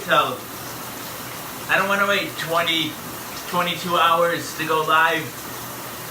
I want to have a daytime show too, and usually the show is a daytime show. But and I said, okay, well, all right, if I'm gonna have another show, what else is interesting about me other than the fact that I take this pill every day?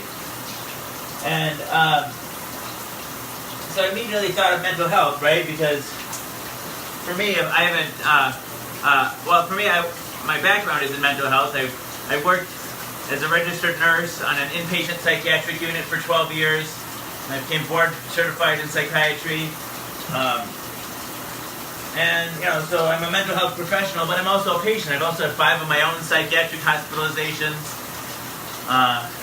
Dealt with depression and suicidal ideation and just trauma and stuff, whatever. And at least, I know for me at least, if I haven't showered in 7 days, there's a really good chance that I'm depressed. So for me, not showering is depression. That's how one of the ways it manifests itself. Like not checking my email, not going out with friends, not making appointments, missing appointments, a long series of disappointments. That's what depression is. And rather than beating up on myself for all the shit that I'm not doing, I picked one small achievable goal that I can do. And for me, that goal is to shower. And when I was working as a nurse, I would teach people to set one small achievable goal. One of the things I would tell them is pick somebody they trust and give them permission to hold you accountable. By going live, I implicitly give you all the permission to hold me accountable.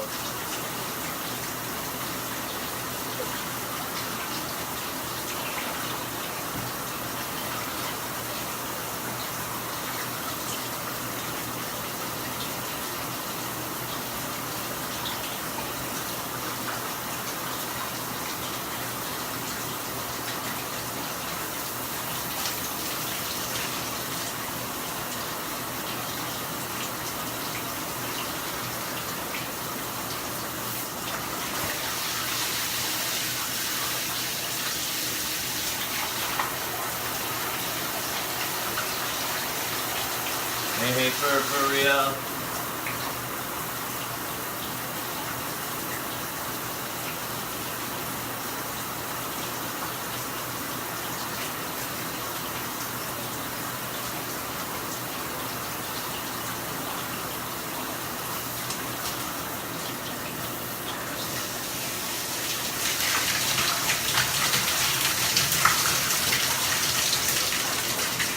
Alright, now time to rinse. Rinse and rinse and rinse and rinse.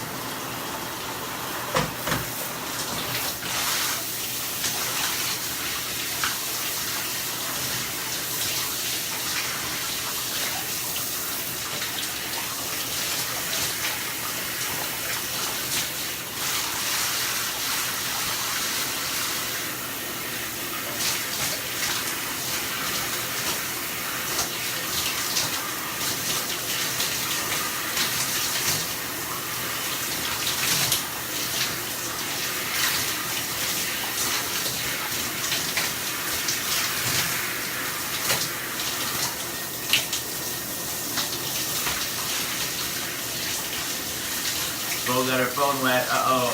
How'd that happen?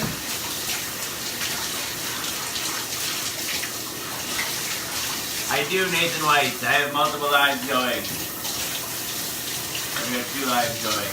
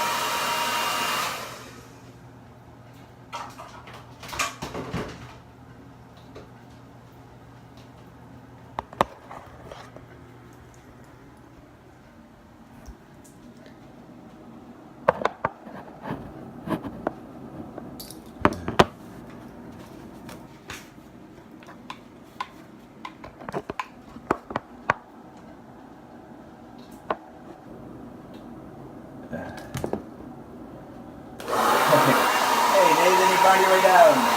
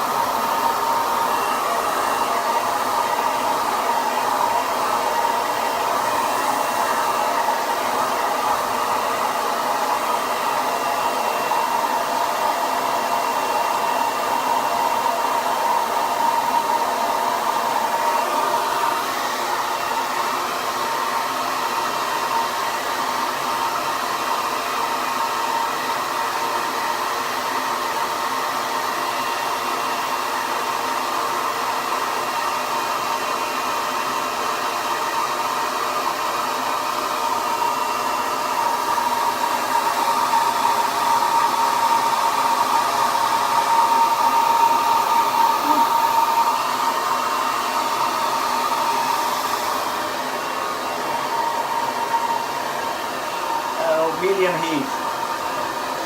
Chestnuts roasting on an open fire.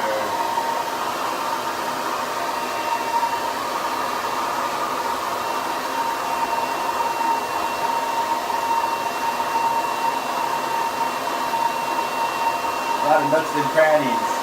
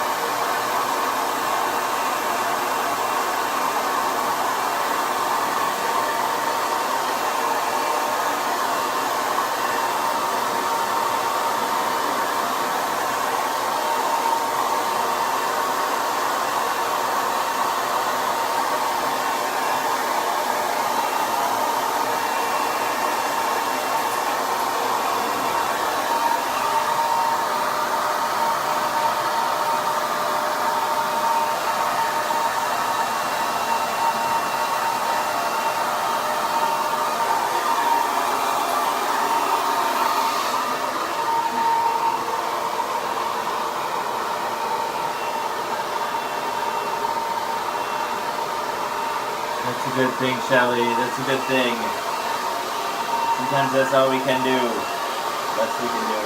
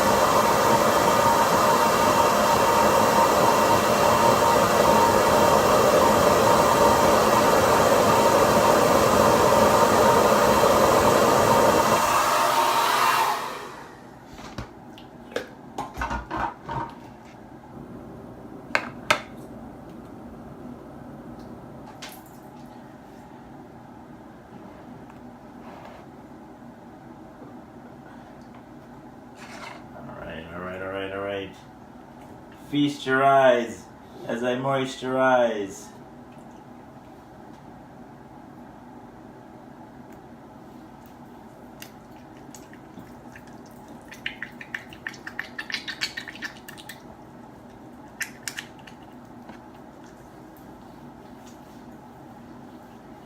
You're welcome, Bo.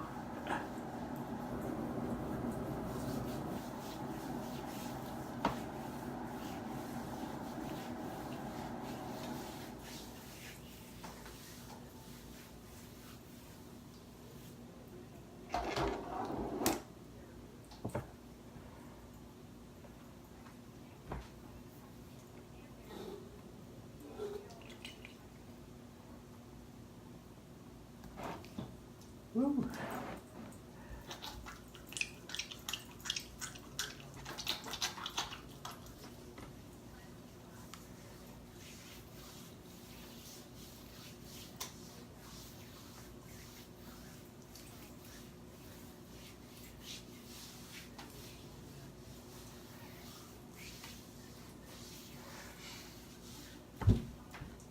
Sophie licks it up.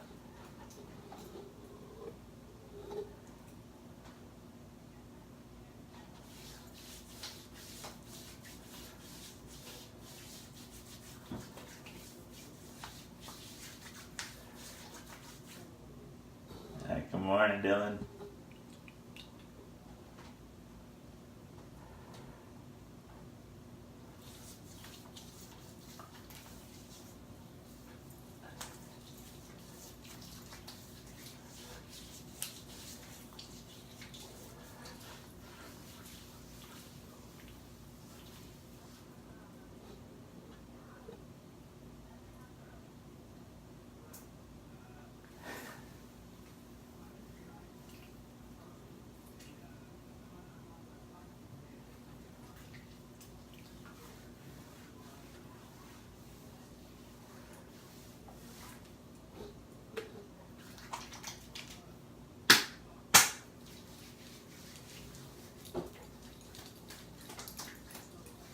Woo.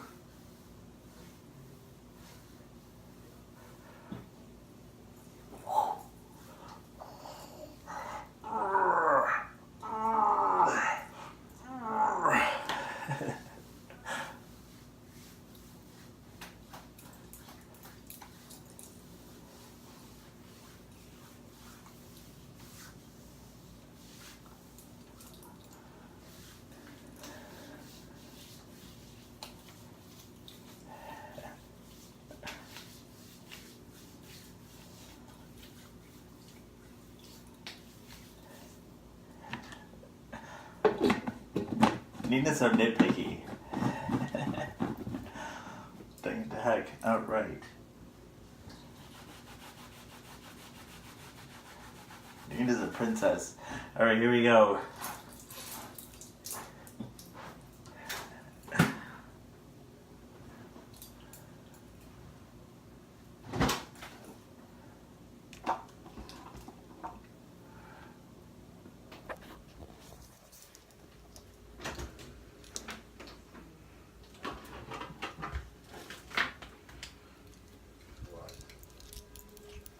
Thanks for hanging in there with me, babe.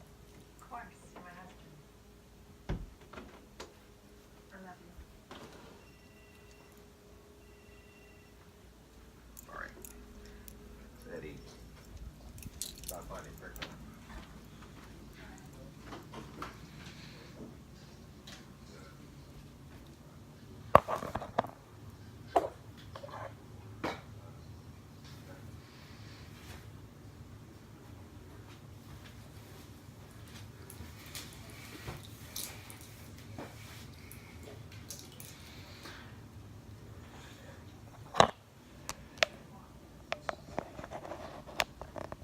Alright, here we go.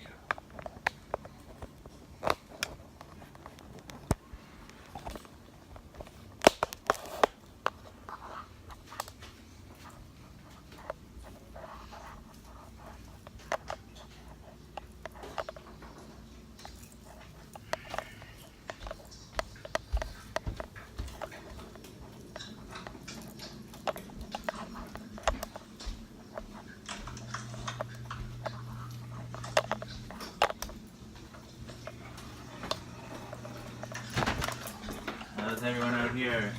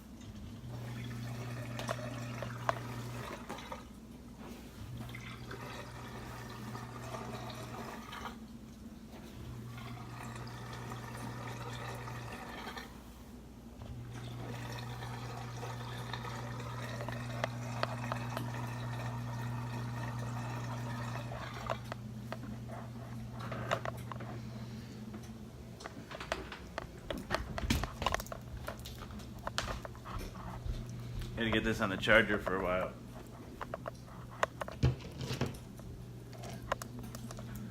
Whew.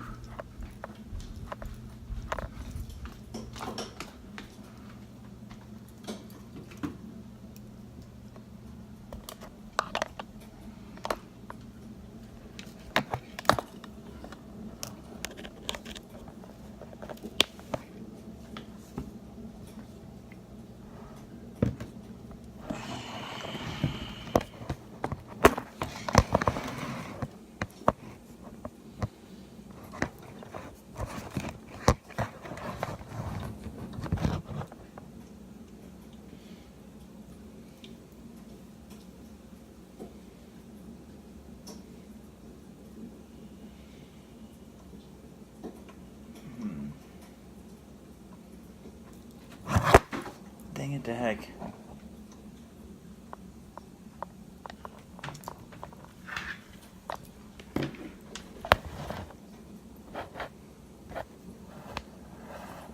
I'll get it again. Let's see. Time for a little communion.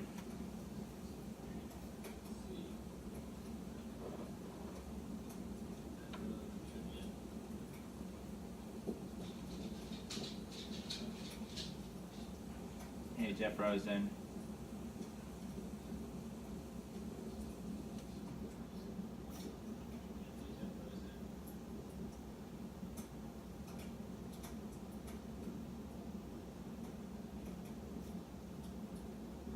Hey, Michelle.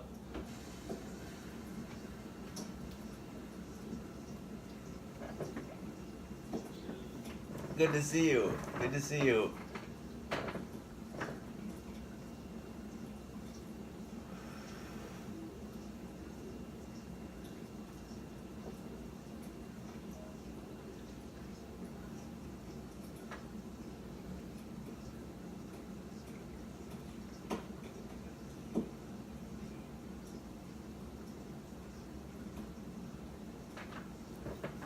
You feeling horrible? I hope you feel better.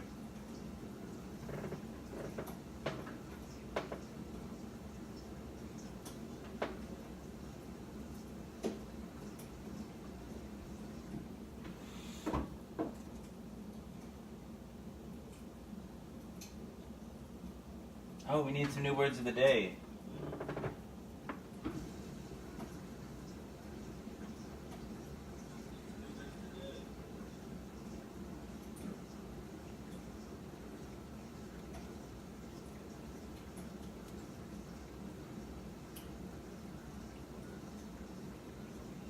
Cock. Who doesn't like cock? Fill your space with cock. Alright, and the next new word of the day is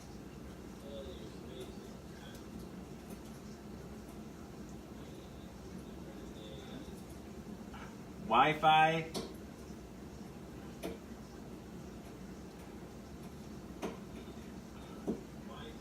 Let's try another one. There's got to be a better word to go with cock than Wi-Fi.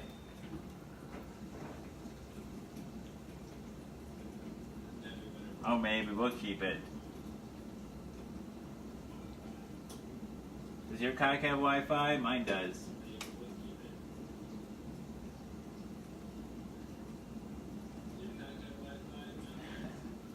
Cock.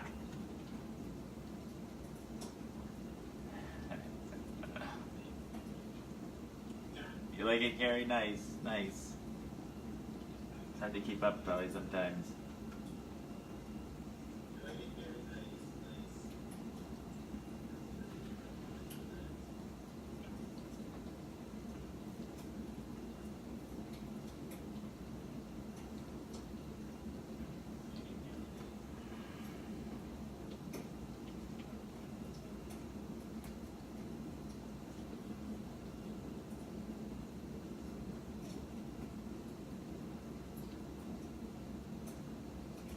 I was reading an article. It's hard to get sex tech in the Consumer Electronics Show, and the companies are run by women, and the products like dildos are largely marketed towards women, and so I feel discriminated against. As the article is.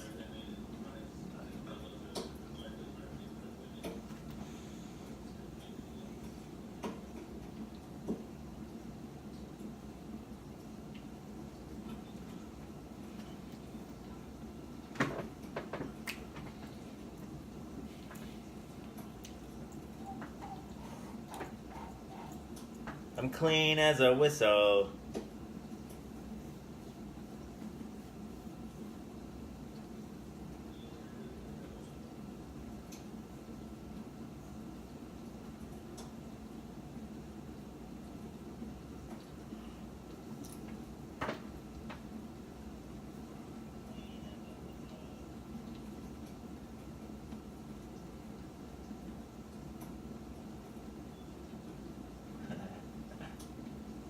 Did he get it? Did he get it, Jenny Leather?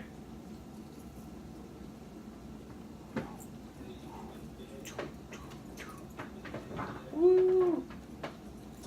Woo!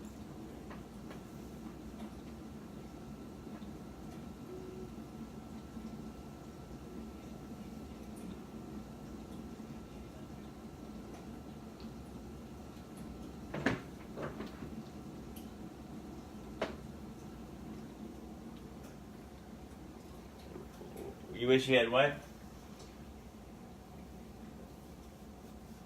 You know, I do recommend 2 screens for the double live experience.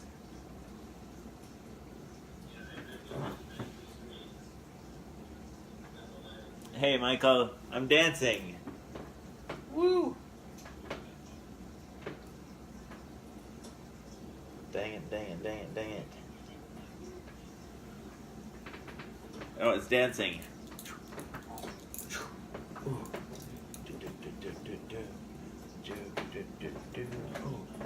Woo!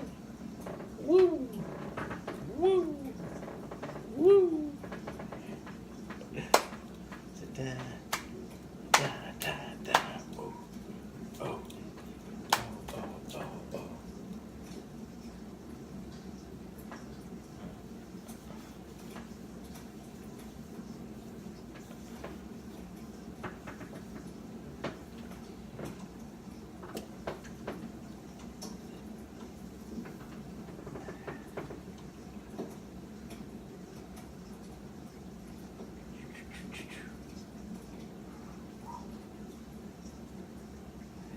Sorry. Enjoy me any way you can. Any way is acceptable. There's no wrong way to enjoy Jason as a social scientist.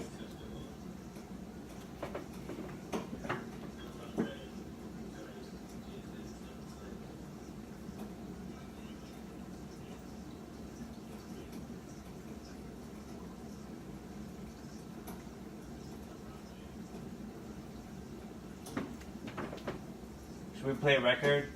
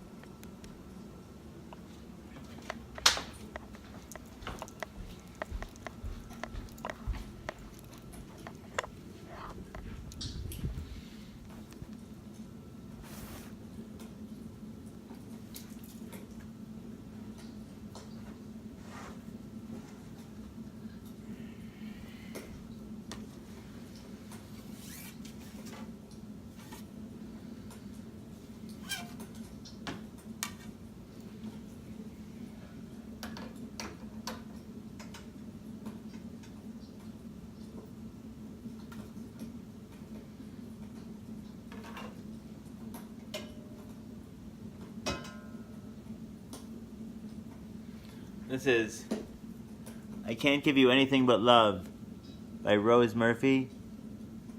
She's also known as the Chi Chi Girl because the fun noises she'd make. Hey, Noba Noba.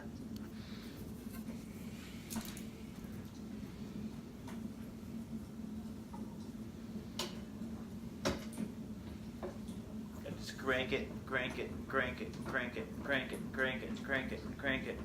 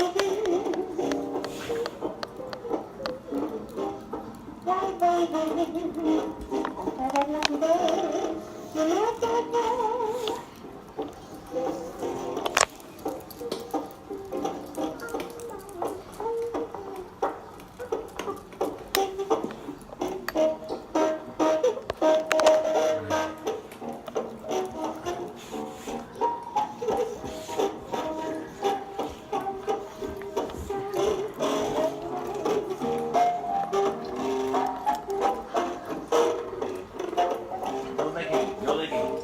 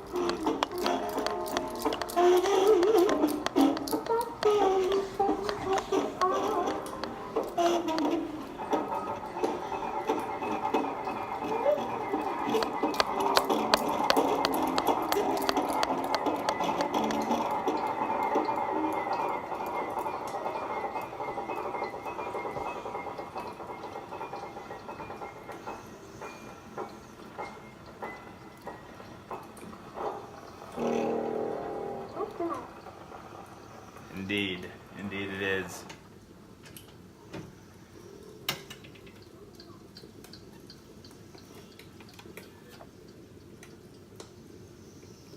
She's a nurse, and when I grow too old to dream she's a nurse like me. When I Grow Too Old to Dream, also by Rose Murphy.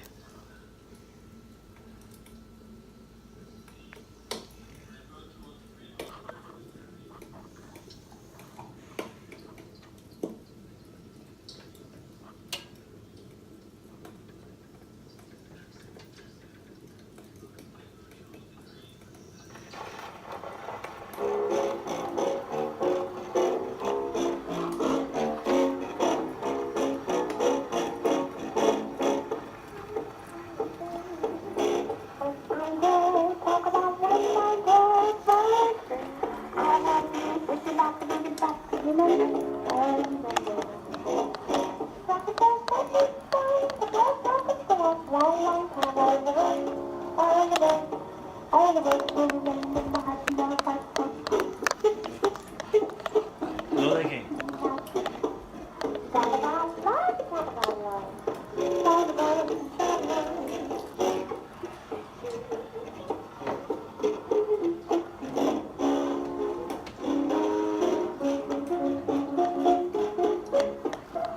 They do, Jenny, they do.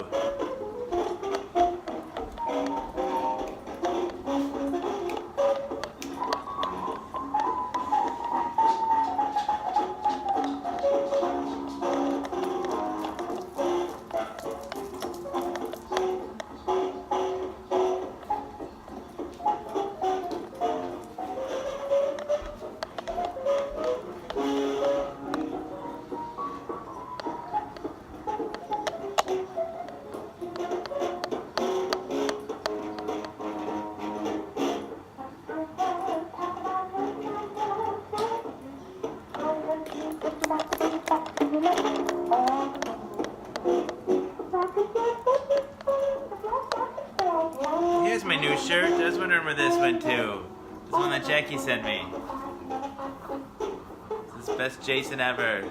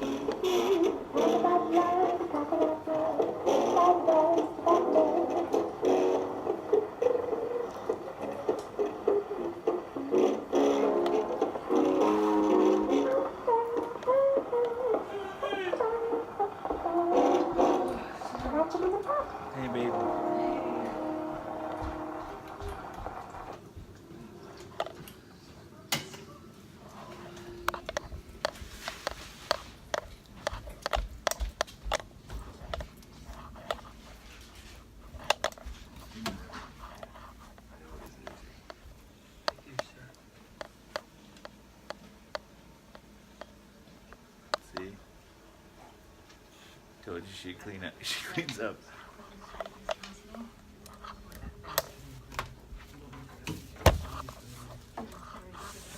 That man on the ball.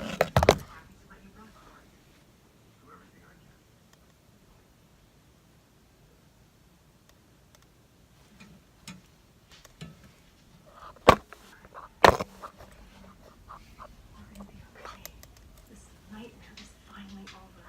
We can move on. Things are gonna turn around. Turn around. How are they going to turn around? Your father had a life insurance policy. $10 million. What you're up What? to? Looking for socks. Why? He did that for us? My father. I forget when.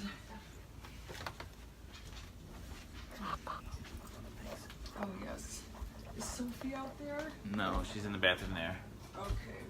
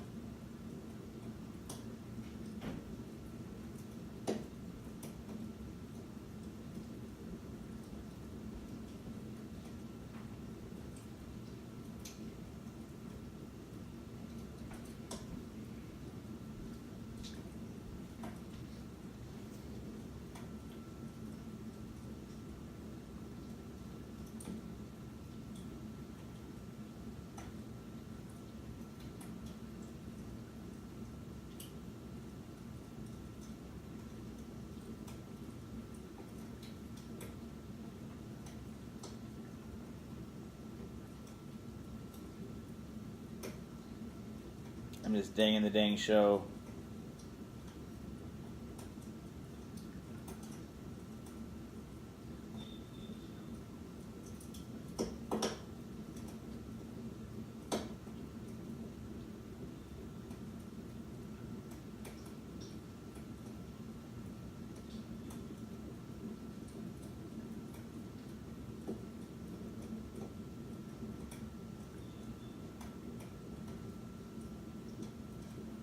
Good night, Carrie. Thanks for stepping in.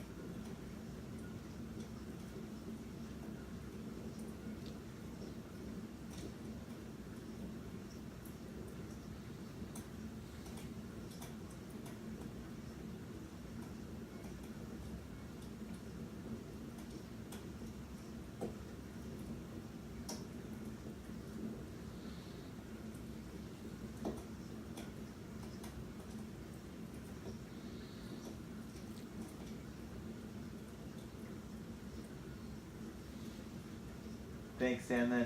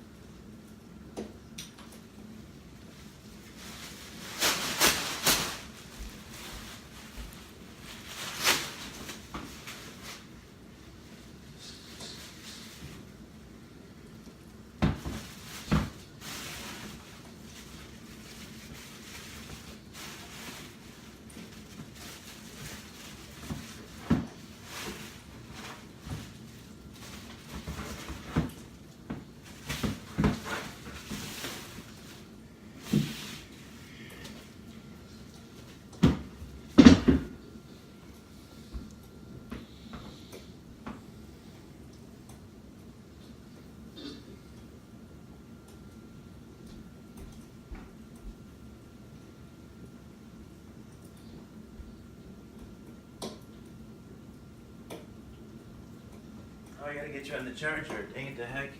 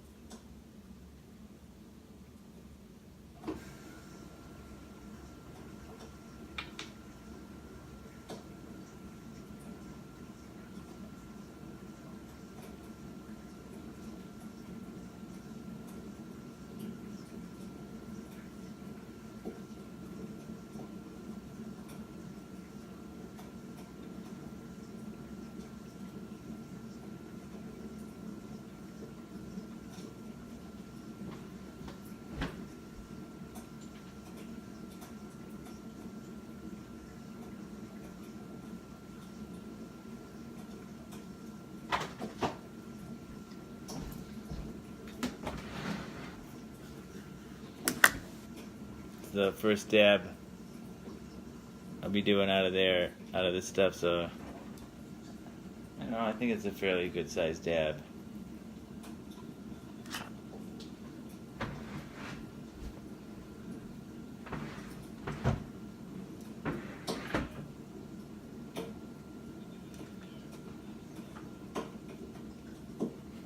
Thanks, Sandlin.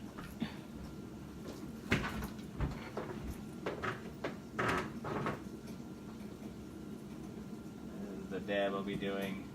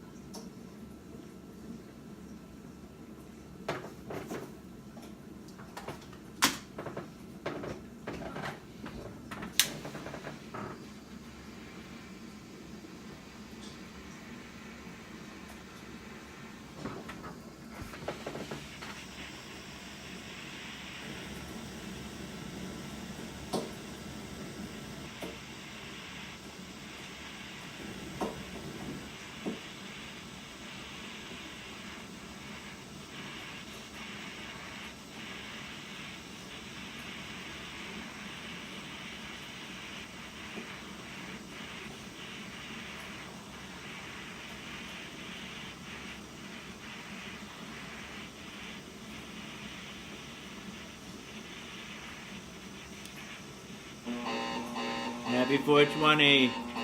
Happy 420.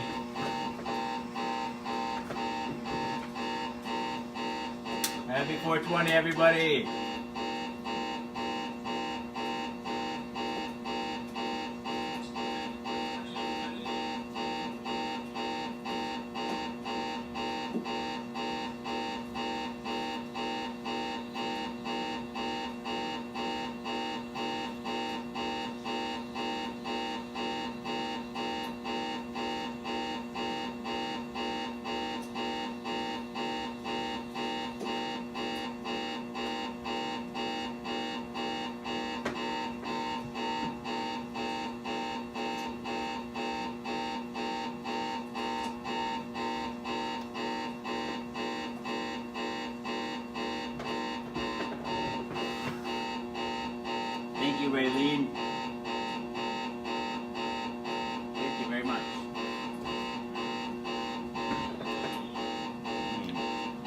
Tasty.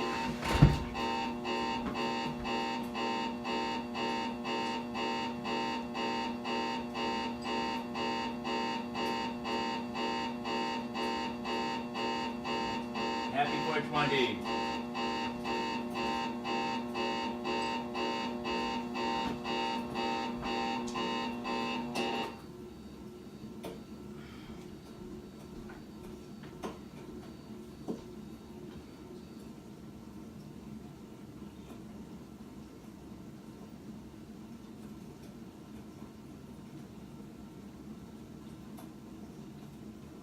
See how much longer we have left.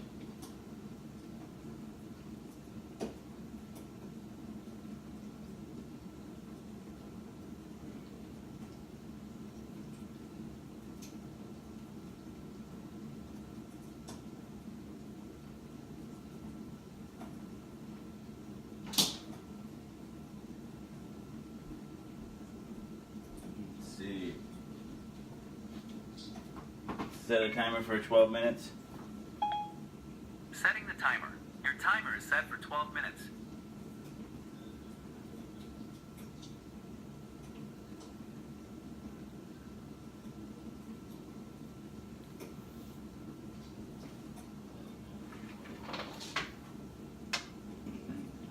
Happy 420, Bo. Communion, right, Jenna? Okay. Let's see.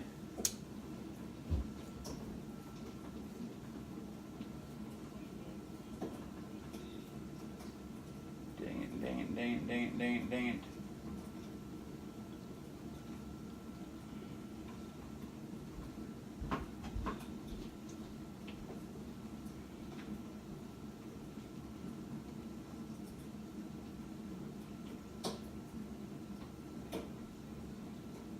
I'm going to read.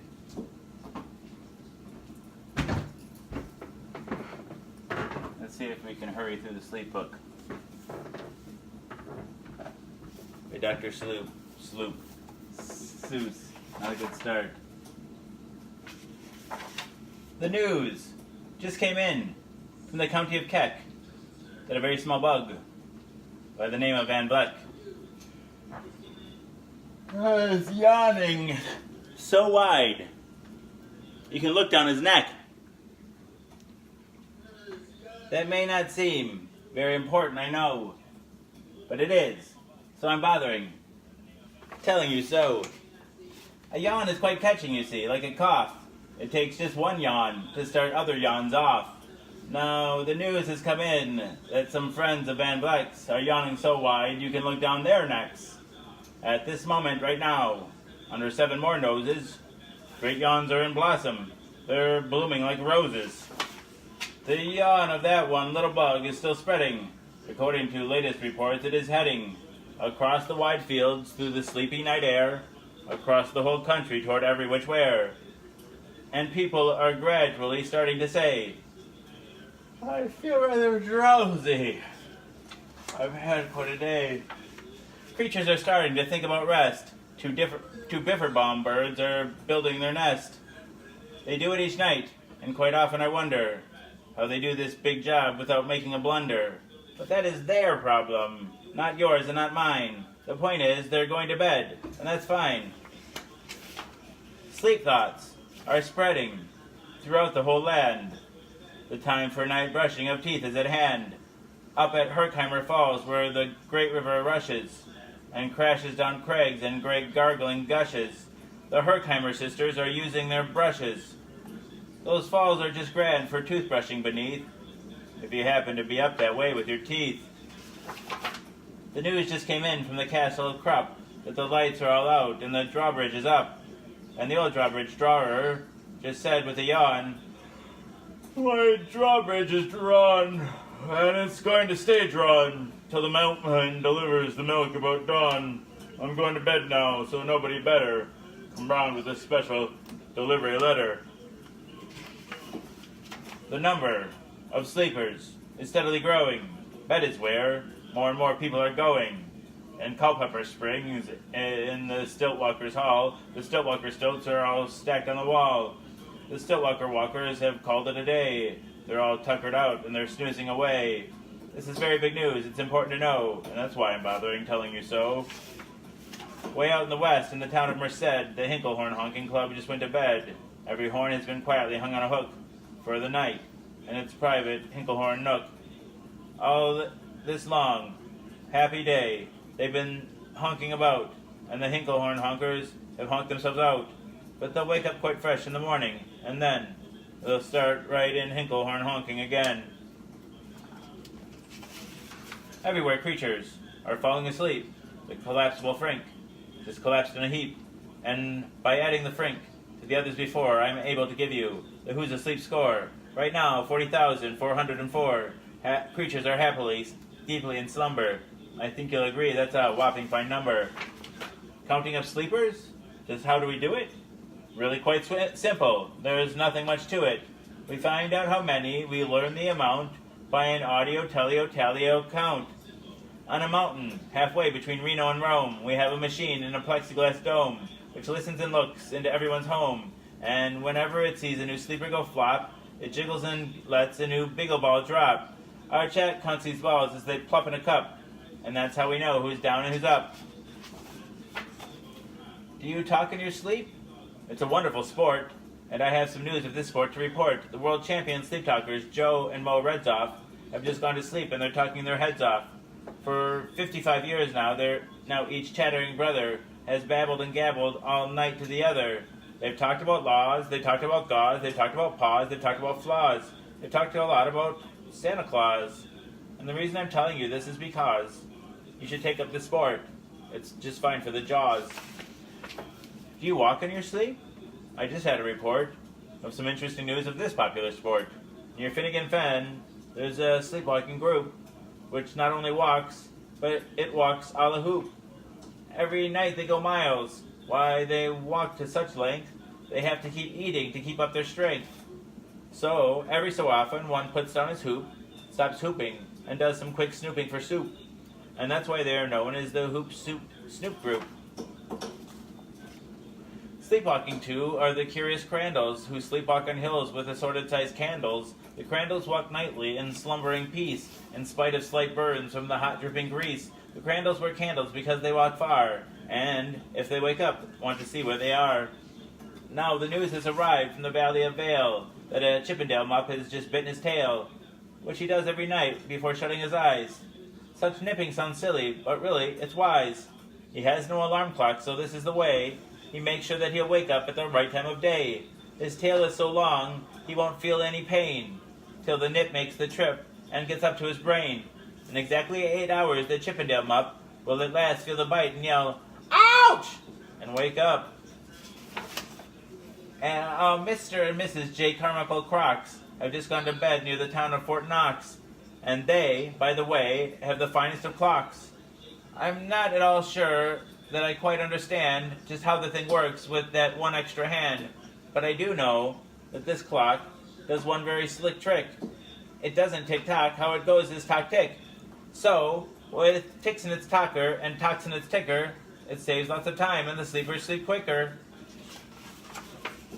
What a fine night for sleeping. From all that I hear, it's the best night for sleeping in many a year. They're even asleep in this Weeback Motel, and people don't usually sleep there too well. The beds are like rocks, and as everyone knows, the sheets are too short. They won't cover your toes. So, if people are actually sleeping in there, it's a great night for sleeping. It must be the air. It's a great night for snores. I just had a report of some boys who are tops in this musical sport. The snortiest snorers in all our fair land, and our Snorer McPhail and his Snort band.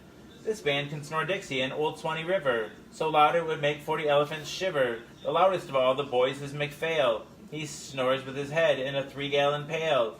So they snore in a cave 20 miles out of town. If they snored closer in, they'd snort the town down. Do you know who's asleep? Out in Funaga Laguna?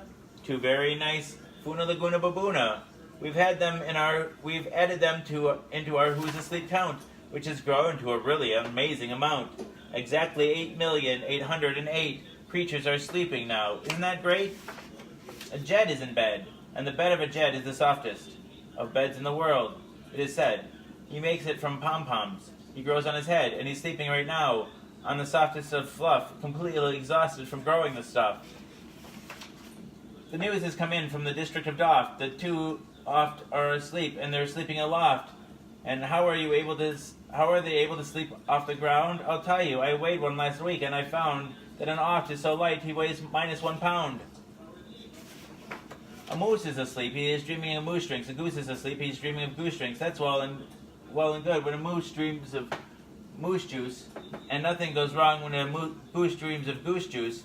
But it isn't too good when a moose and a goose start dreaming they're drinking the other one's juice. Moose juice, not goose juice, is juice for a moose, and goose juice, not moose juice, is juice for a goose. So when goose gets a mouthful of juices of mooses, and moose gets a mouthful of juices of gooses, they always fall out of bed screaming screams. So I'm warning you now, never drink in your dreams. Speaking of dreaming,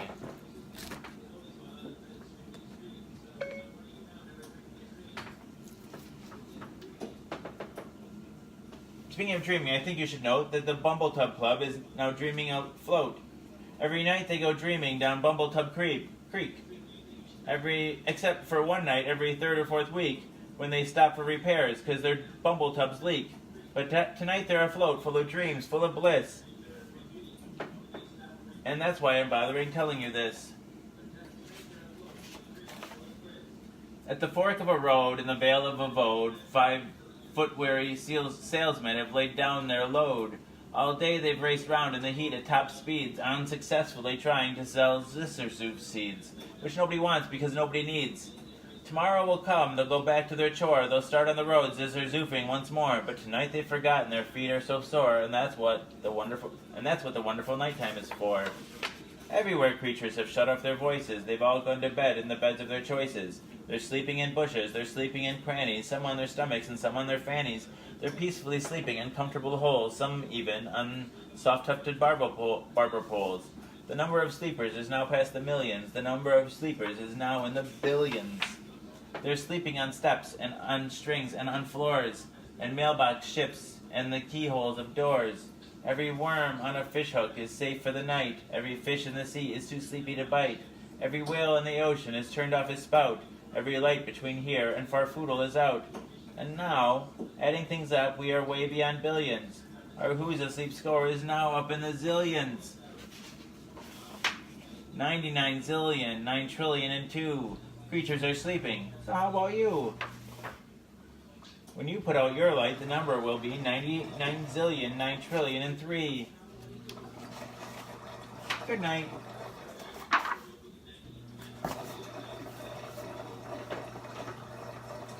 All right. It's oh, take care of those pups, Sandlin. All right, we've come once again to the anticlimax, at least on this show up here.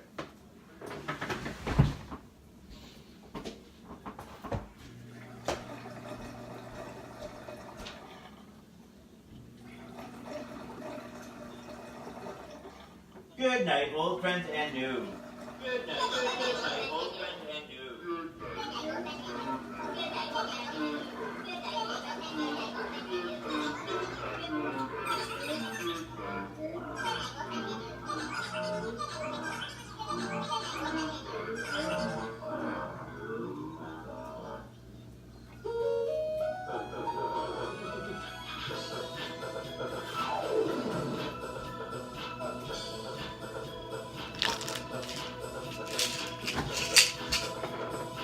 We've come once again to the anticlimax. You can believe it. We've come once again. Oh, you might be wondering what the show is about. It takes 4 hours to get here. So, yeah, some of you might be wondering what the show is about. People often wonder what the show is about. The premise is deceptively simple. I take my HIV medication, live in the book of face each day in front of friends, family, and strangers. I do so in order to embrace stigma, dispel ignorance and find support. After 796 pills, 796 shows, the number of bells, whistles, and bows have risen up and around and about the show. The bells, bows, and other people, the people who come back night after night and give me the most valuable resource, their time. To me, that's the most significant thing that's risen up and around and about the show, the community. Therein lies the support that I was looking for. But a number of bells, whistles, and bows have risen up and around and about the show.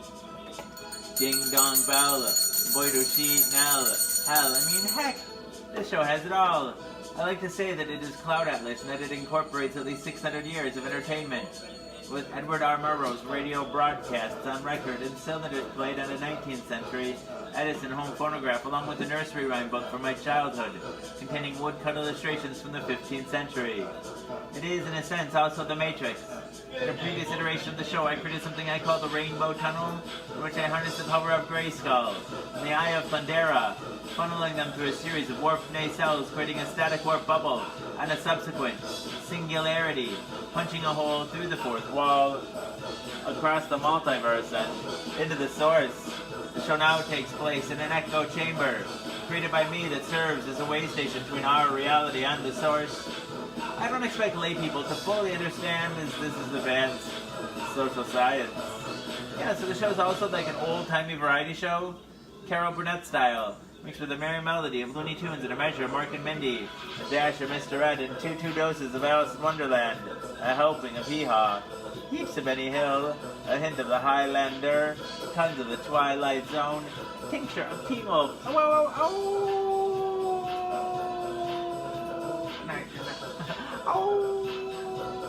an ounce of Oz, a cup of Creep Show and Castaway, a quarter quantum leap and a gallon of Gilligan's Island. It's a 4-hour show, a 4-hour tour. Piles of Pee-wee's Playhouse, a pinch of Peter Pan, a pound of Popeye, I am what I am. A whole block of Mr. Rogers' Neighborhood and a ration of the Rocky Horror Picture Show. I'm just a sweet transvestite from transsexual Transylvania. Ha ha. Come up to the lab. See what's on the slab. I can see you shiver with antisep.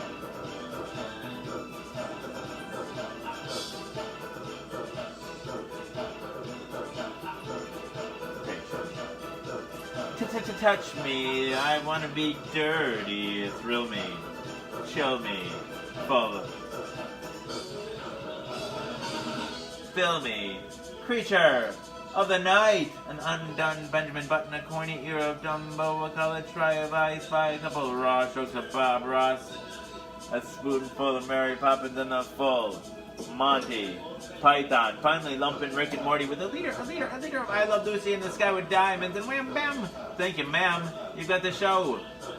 Everything is out of place and out of time here, including and especially me. Alice will always be pregnant. Harambe will always be ready for her high-fives. The first and the second coming will always be risen with the Obamas getting blowjobs from the Woodies. The Superman and their boners will always be spinsters and sempstresses working the sweatshop. The twin towers will always stand with Lady Liberty. You will have their MTV. Pigs will fly. Disco and dance will reign like men did in the days of old. I write nightly the future history of anachronism for your future children. And your elderly grandparents, may they enjoy it now and time immemorial. If I'd have people take only one thing away from the show, it would be the knowledge that HIV is preventable. If you're HIV negative, there's a once-a-day pill you can take. They call it PrEP, pre-exposure protocol. The pill is Truvada, and if you're HIV negative, you take it once a day, and it works like a highly effective chemical condom and prevents HIV. But if you're already HIV positive like me, treatment is prevention. By taking my medication every day and maintaining an undetectable viral load, it makes it so I'm not contagious. You equals you. Undetectable equals untransmissible. You could fuck me bareback all day long and never catch HIV from me. It's a brave new world. The future is now. And it's 1969. Free love. Woo! Pill number 796. Down the hatch. We are robots. Ding it, ding it, ding it.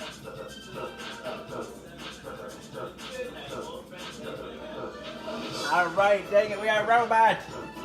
Alright, now.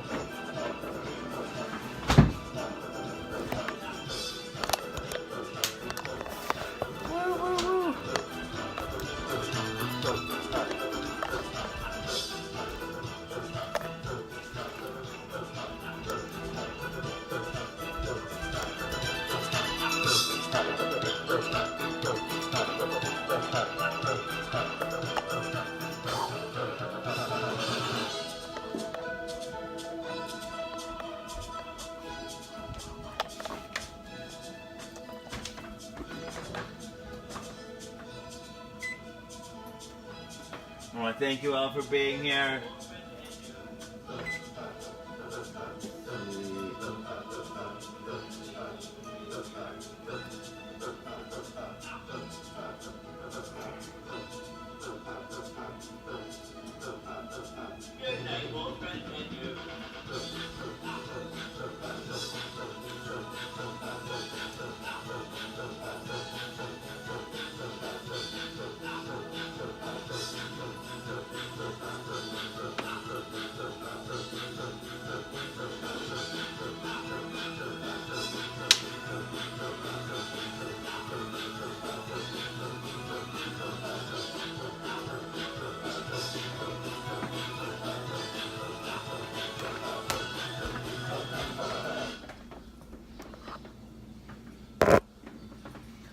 Alright, this is the house that Jack built, this is the mouth that land house that Jack built, this is the rat that ate the mouth that land house that Jack built, this is the cat that killed the rat that ate the mouth that land house that Jack built, this is the rat that ate, this is the dog that buried the cat that killed the rat that ate the mouth that land house that Jack built, this is the cow with the crumpled horn that tossed the dog that buried the cat that killed the rat that ate the mouth that land house that Jack built, this is the maiden all forlorn that milked the cow with the crumpled horn that tossed the dog that buried the cat that killed the rat that ate the mouth that land house that Jack built, this is the man out head and torn that kissed the maiden all forlorn that milked the cow with the crumpled horn that tossed the dog that buried the cat that killed the rat that ate the mouth that land house that Jack built, this is the priest that Kevin showing the buried the man out head and torn that kissed the maiden all forlorn that milked the cow with the crumpled horn that tossed the dog the buried the cat that killed the rat that ate the mouth that land house that Jack built, this is the cock. They crowed the morn, the woke the priest, shaven and turned, that married the man, out head and turned, that kissed the maiden, all forlorn, the milked the cow with the crumpled on the tossed the dog, the word the cat that killed the rat that ate the mouth that land house that Jack built. This is the farmer that sowed the corn, that fed the cat that crowed the morn, the woke the priest, shaven and turned, that married the man, out head and turned, that kissed the maiden, all forlorn, the milked the cow with the crumpled on the tossed dog, the word the cat that killed the rat that ate the mouth that land house that Jack built. Alright, I love you all. Come back tomorrow. I'll have more ideas for you. You all things you want to talk about. So will I. Good night, and then good night, Stillwell. Good night, everyone. I love you all. Good night, good night. Thank you for being here.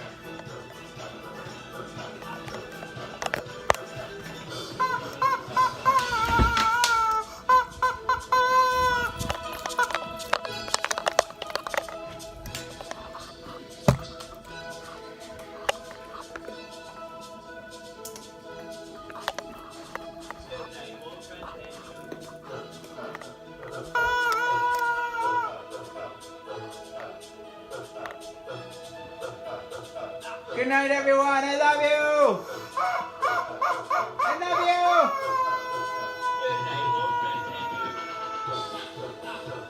Okay, that one's over. That other show's over. Now this is so the after show. You can see me the teardown. You can see the teardown now. Let's see how much time we have left. We got about 20 minutes for the teardown. Okay,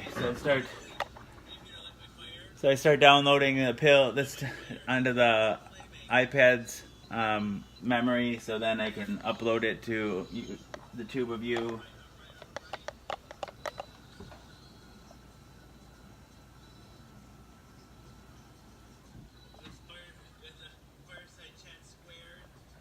Unplug the lights up here.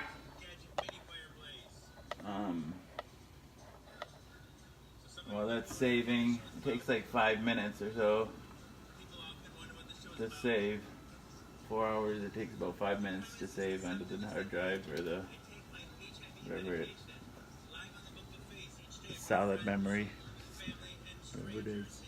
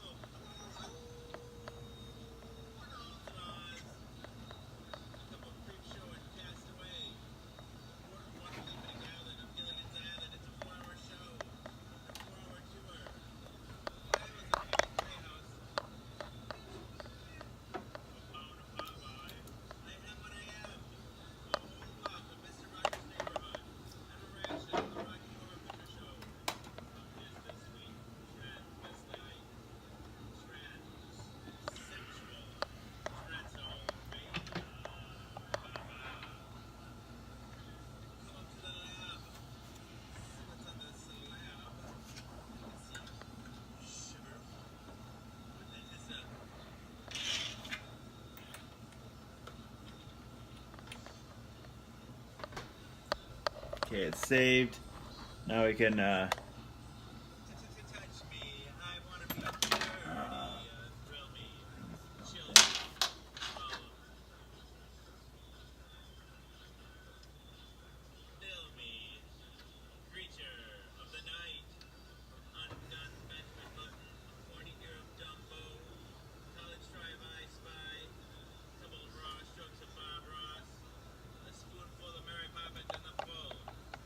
post.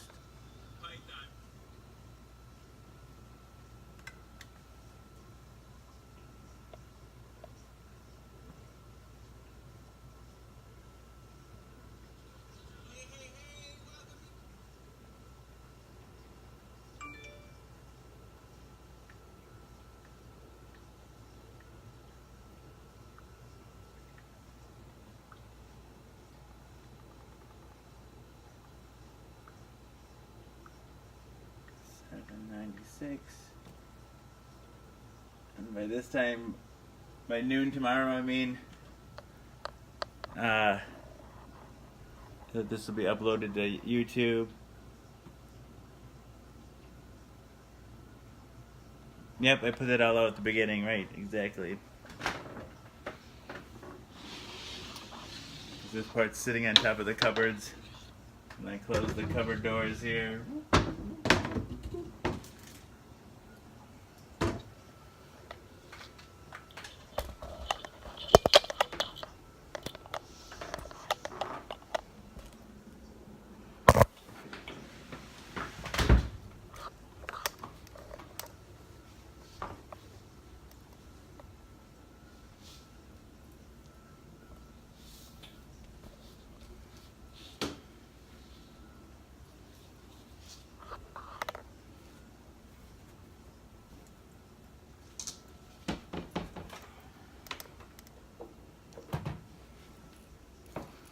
Now I start putting the lights away.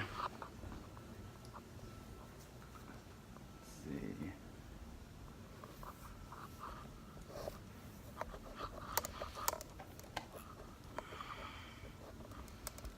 This extension cord powers all the lights over here.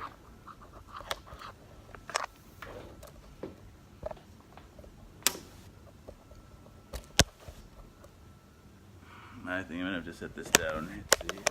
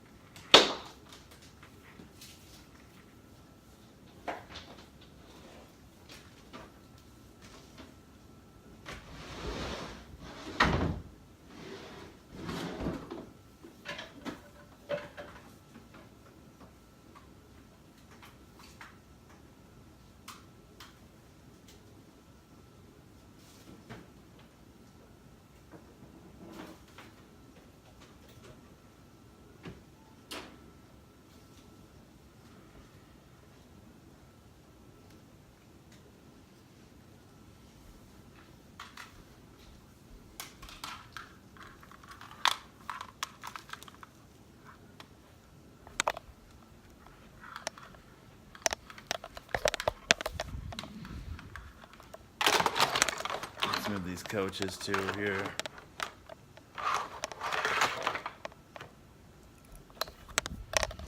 Oh, this is so much easier with one hand. Or two hands, I mean.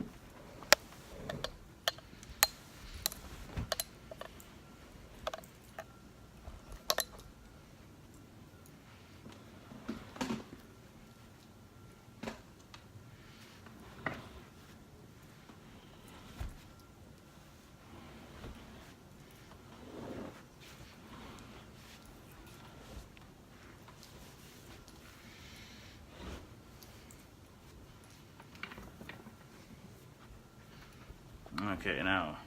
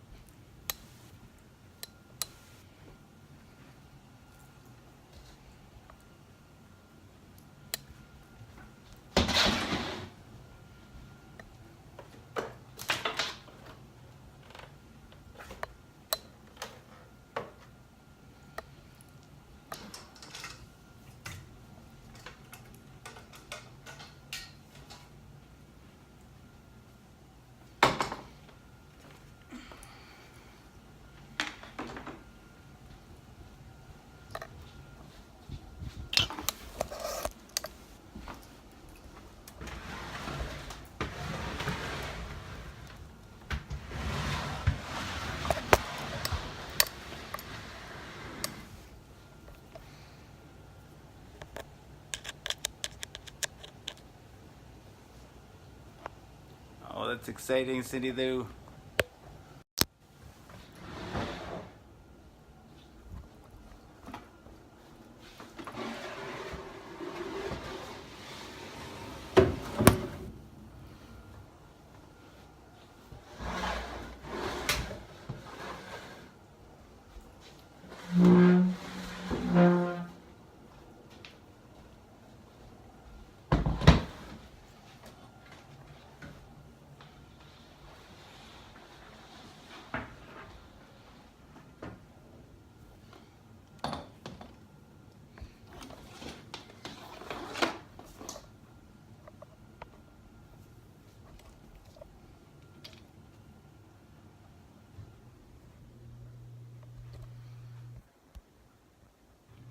Thanks, Stillwell. Thank you. All right. Gotta put my cock away. Still have it for tomorrow's show.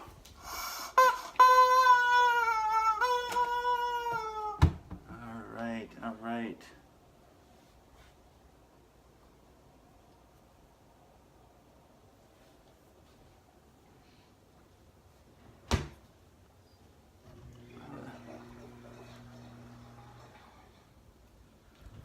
I want to thank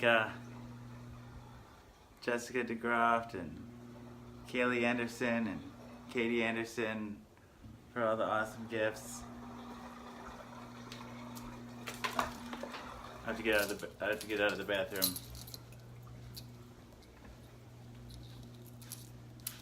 I'll have it on for the next show. Laura's in there and she's sleeping. I don't want to wake her.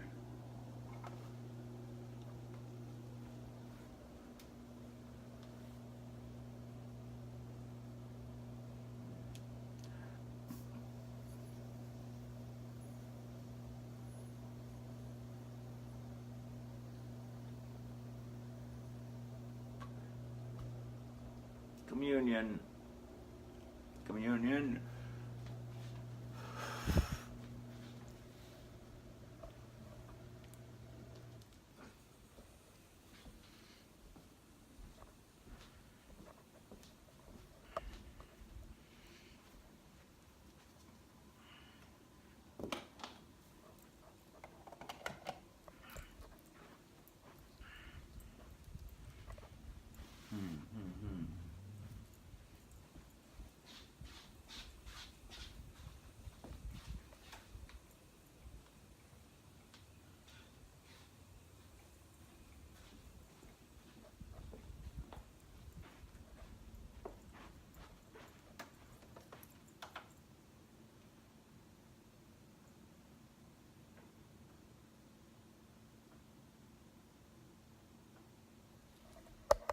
see here.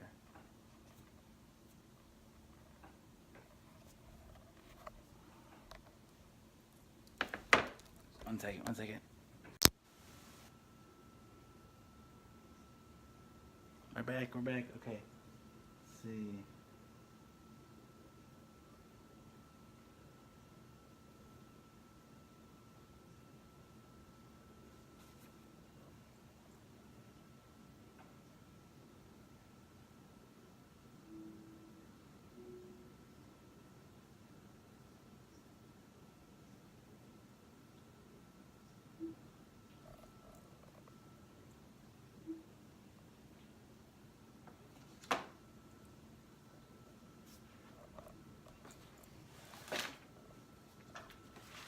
Cherry berries here. Cherry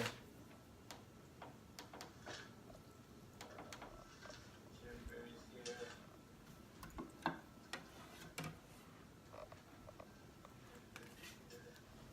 Whoa.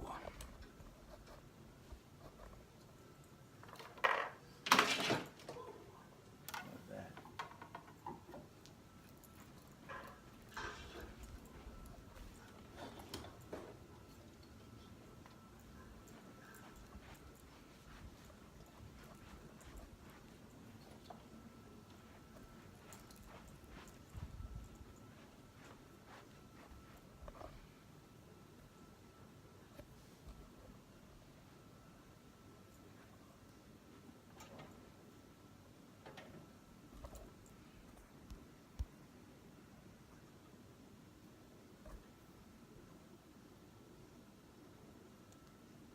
One more good hit here. Let's see.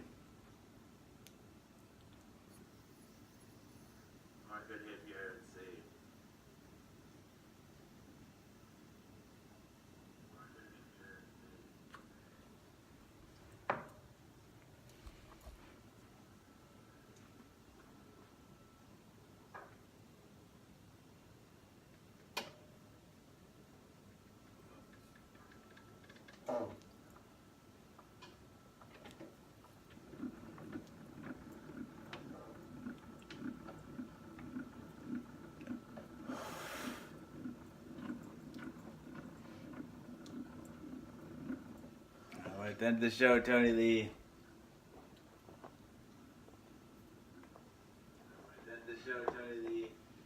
Alright, here we go.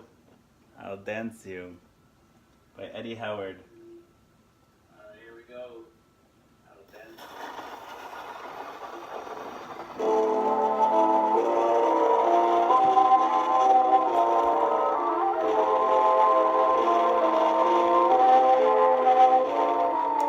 In just a breathless moment now, the violin will sound.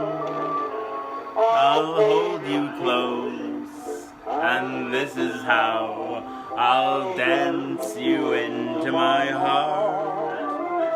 I'll dance you up, I'll dance you down, we'll dance the night away. I'll dance you to the end of time and to the brink of day.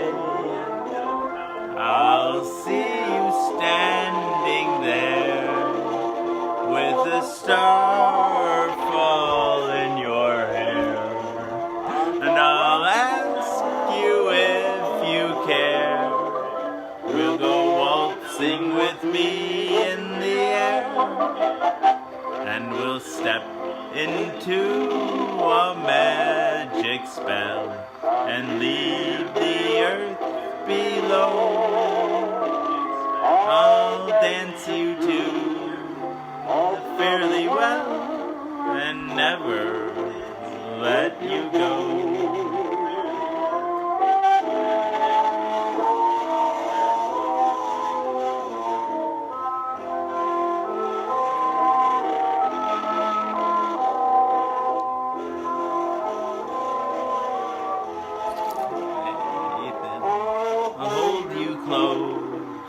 And this is how I'll dance you into my heart.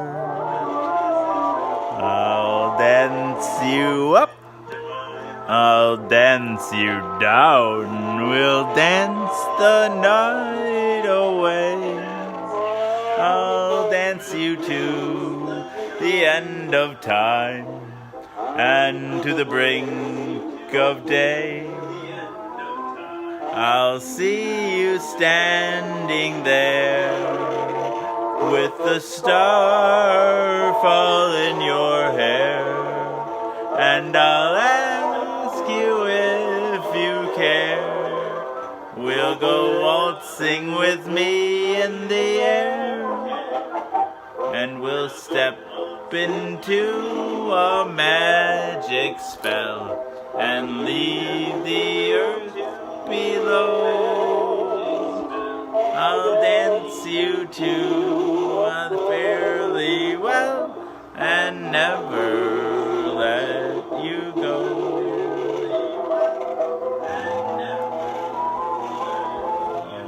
I love you, Tony Lee. I'm sorry to make you cry.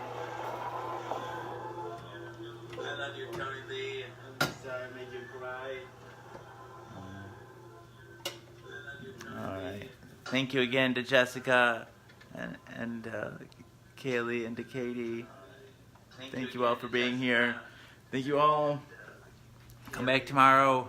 I'll have more ideas for you. You'll have things you want to talk about, and so will I. I love you.